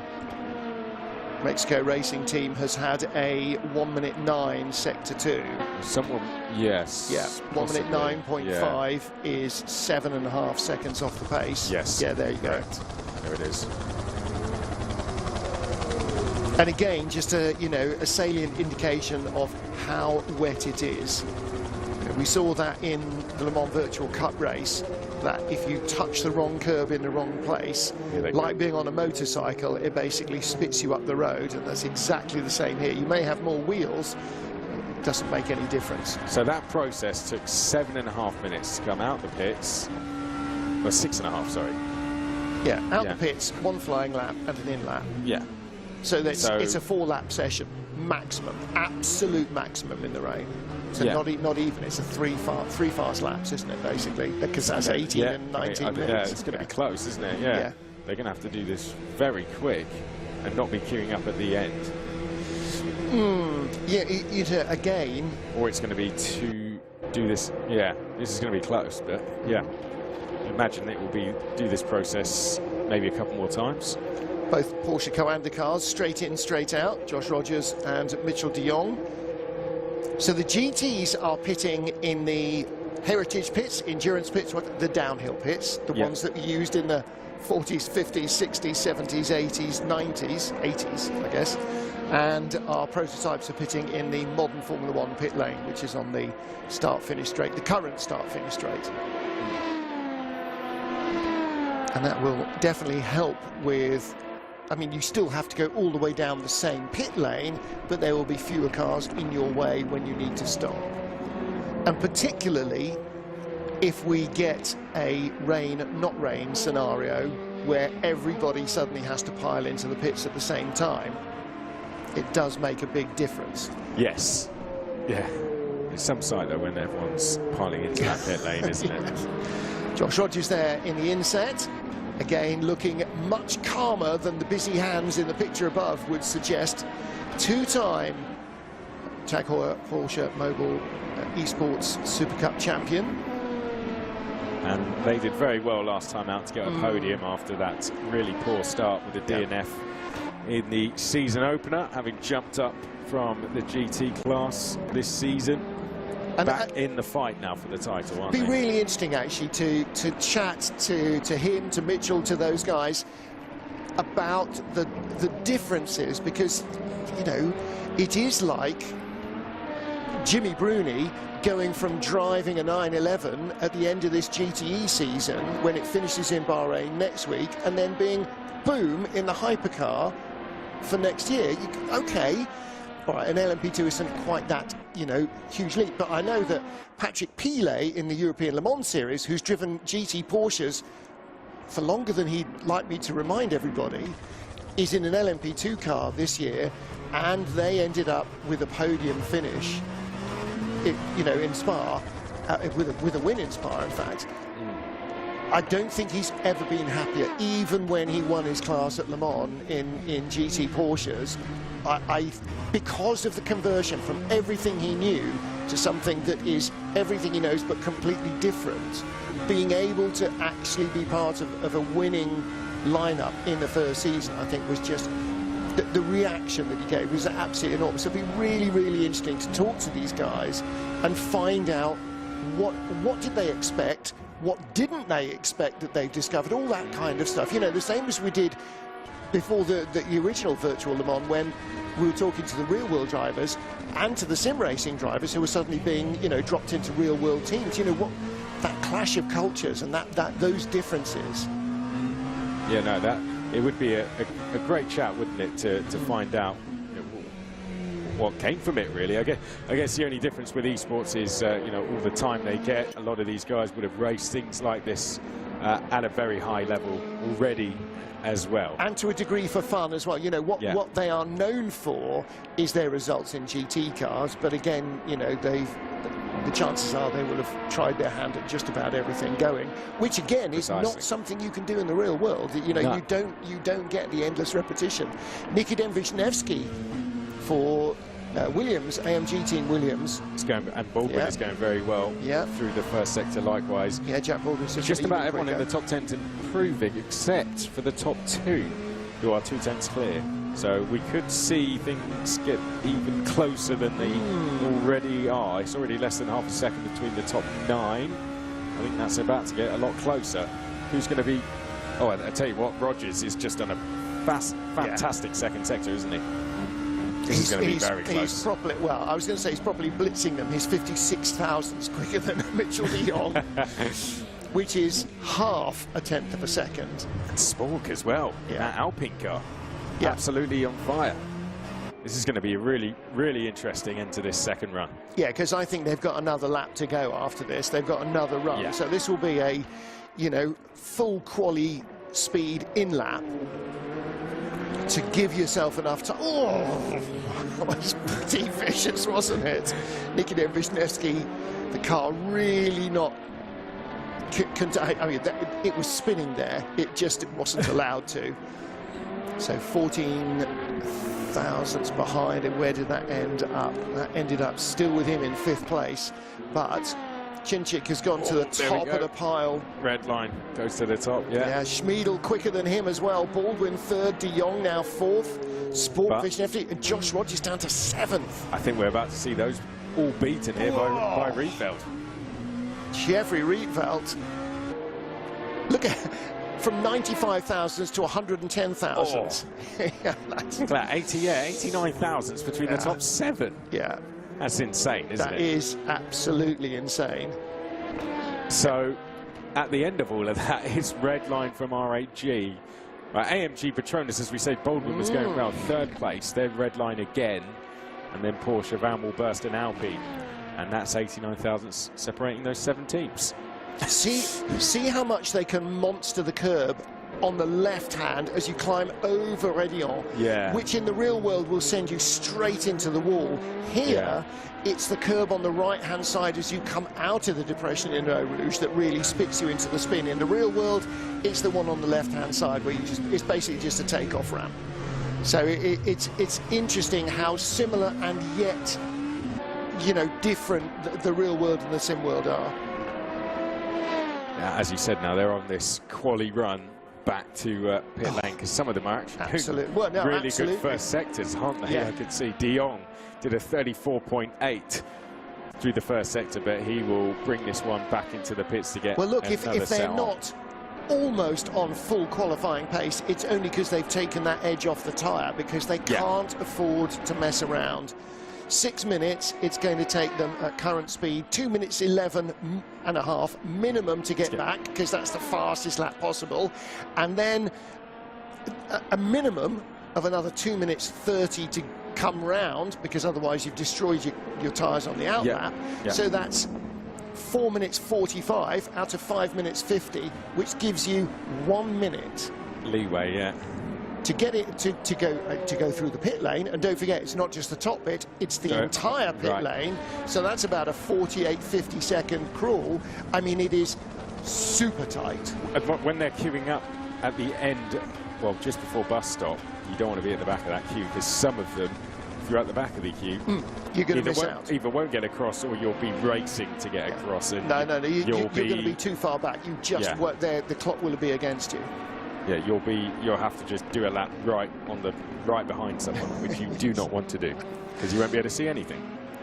Everybody in the pits apart from Mexico, the last half a dozen cars. I know they had that damage, but I think they've decided we want a clear track maybe as well. Well, I think perhaps they've been forced into it, so they'll have had to go in and fix the damage, which has cost them a lap.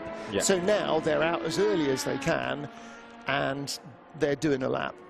And I think that's what they're left with. Unfortunately, there may not have been much damage because it didn't hit anything that solid, and it might just be actually that he's now just going to put together a couple of laps. Just do 2 laps, or maybe even he might even get a 3rd one, because he's got no time to go into the pit lane, so forget that's not going to happen.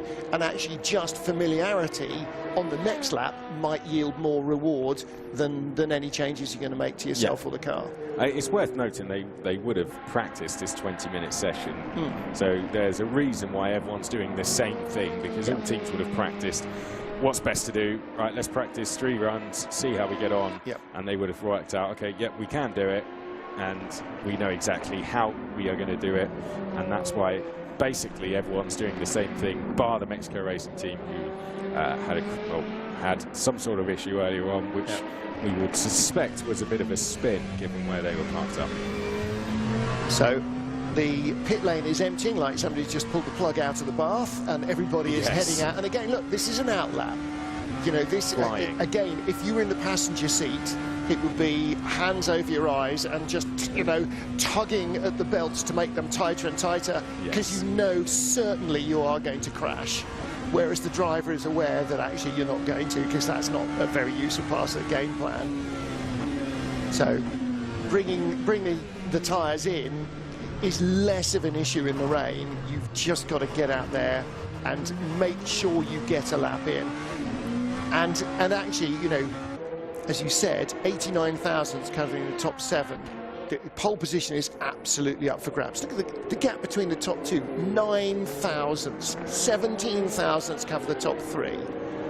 7 thousandths of a second is the blink of a human eye over 4.5 miles of wet racetrack.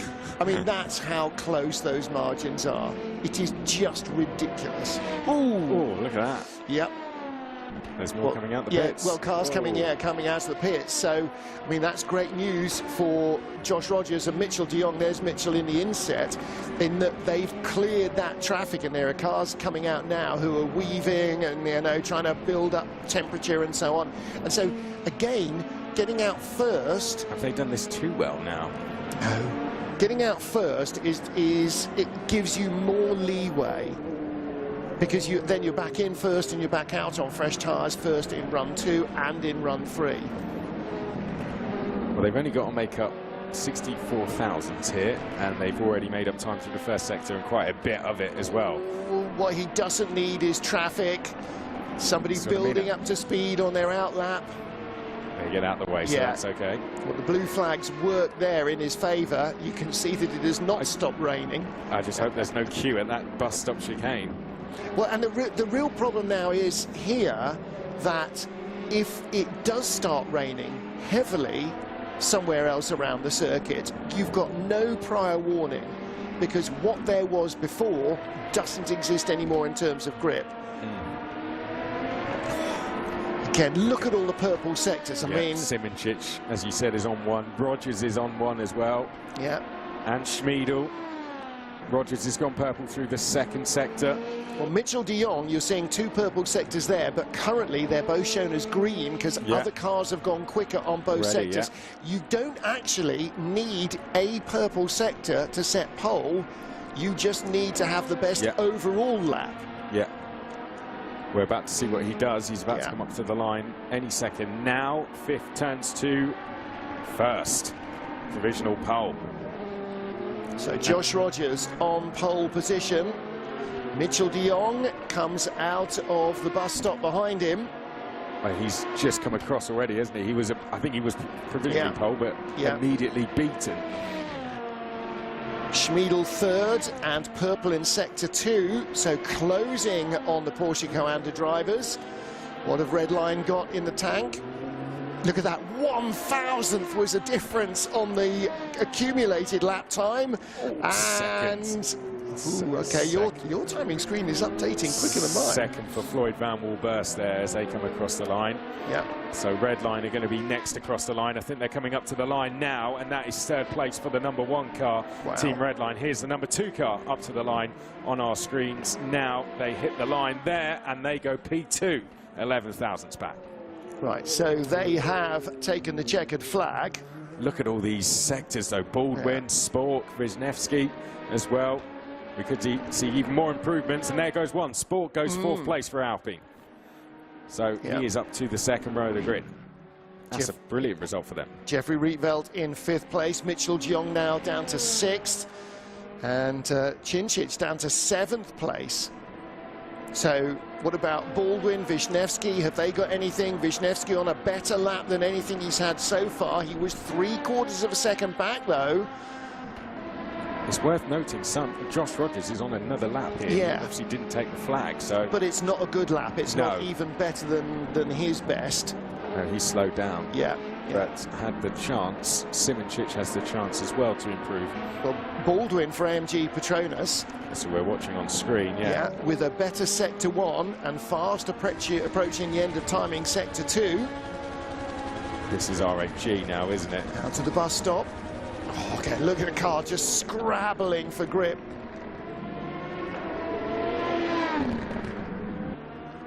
Doesn't improve though. No, so didn't get an improvement. Stays in 8th place, so RHG, no improvement there. And Baldwin 2nd sector let him down, I'm afraid. That was not a better run from him.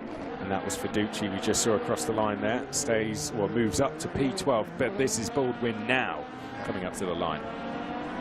Not a good second sector there, has lost time. Yeah, not brilliant.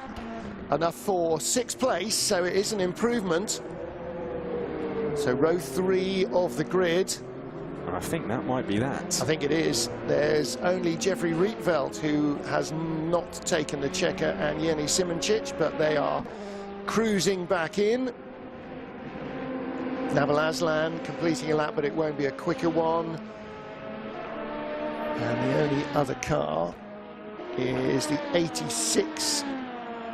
So Yannick, he's on that Yannick Bock now. But they're the only car. And they've pitted now, so that's it. That is the session done. Yeah. So it's going to be back-to-back poles for Porsche, albeit different cars, of course, but nevertheless, very successful start to their LMP career. Well, it is, isn't it? And again, you know, it's experience at what you're doing, not necessarily experience in what you're doing it in, I suppose. So that makes, that can make a big difference. And the physical difference of racing an LMP in the real world compared to a GT car is a different experience in terms of downforce and stress and load and everything else, but less so in the virtual world because you don't have that physicality. But the brain speed that you require still needs all of the effort. And again, you know, you can see it definitely did not get any drier during the session. No, no. Look, you can see the difficult conditions they have. It's on the screen grim, behind us here. Yes, it is. Look at this. That's not easy. I mean, there's probably just a small list of slides coming up there, but absolutely had it under control, did Josh Rogers. And now they get to have a break knowing they've survived Eau Rouge and Raidillon. And there is a degree of that, but also that actually, when you go into a race after qualifying as tricky as this, you know that no matter what the weather throws at you, you've got it covered. Yeah. So the setup they've got on the cars, both cars works. They may not have absolutely wrung the best out of it, but there's no question that the car that Mitchell de Jong was driving and the car that Josh Rogers was driving are equally capable.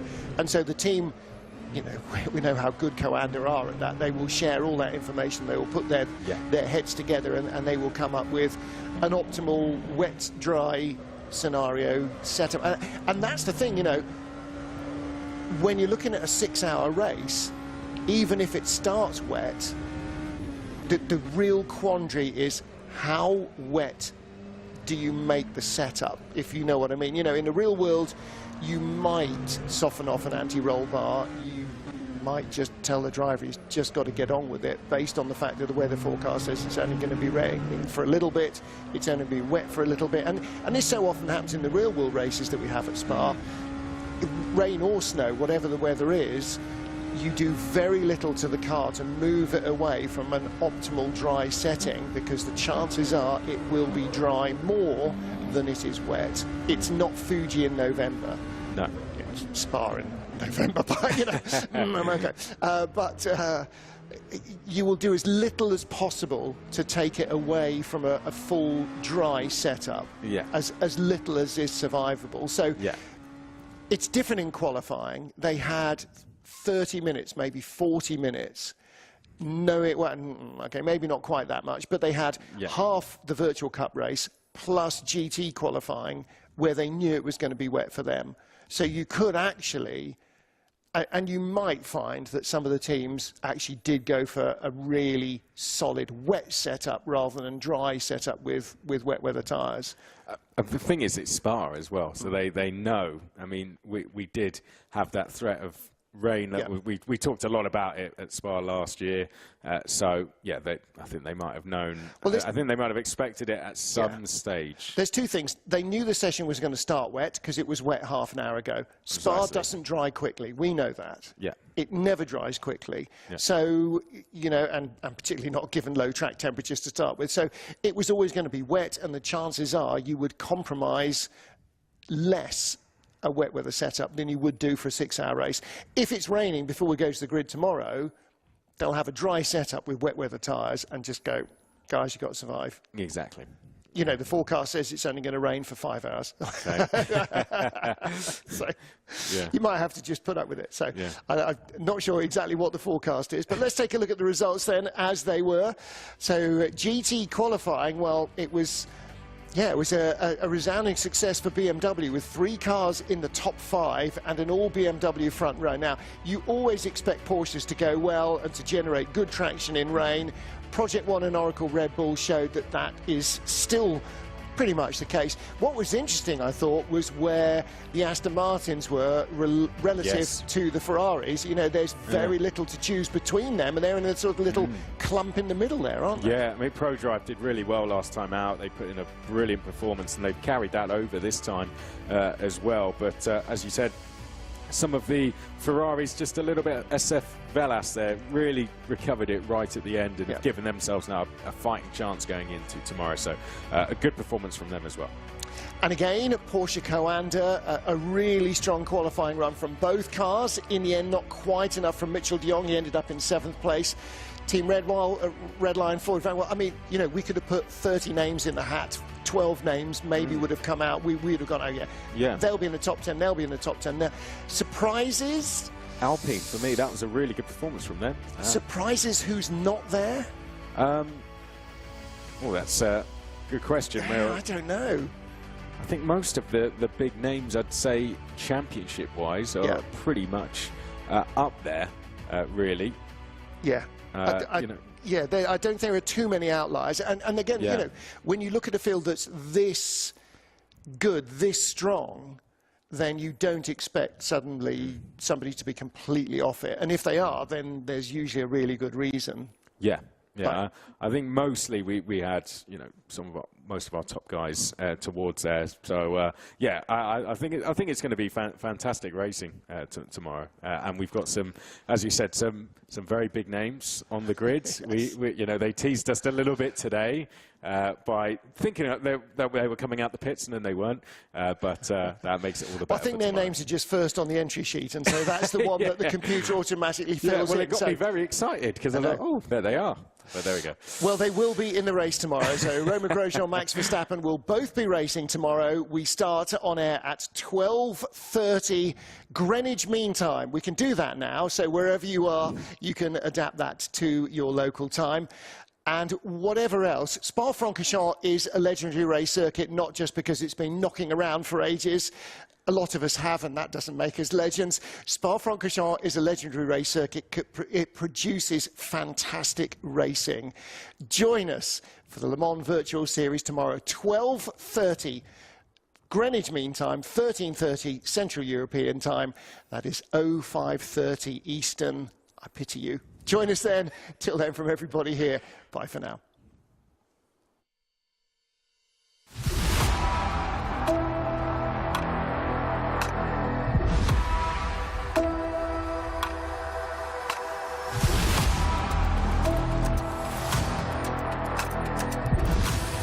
And we wait for the 6 hours of Spa to go green here today.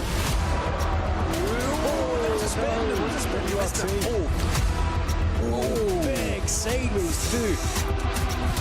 Oh, that's a big dive straight down the inside, makes contact. That was very, very risky.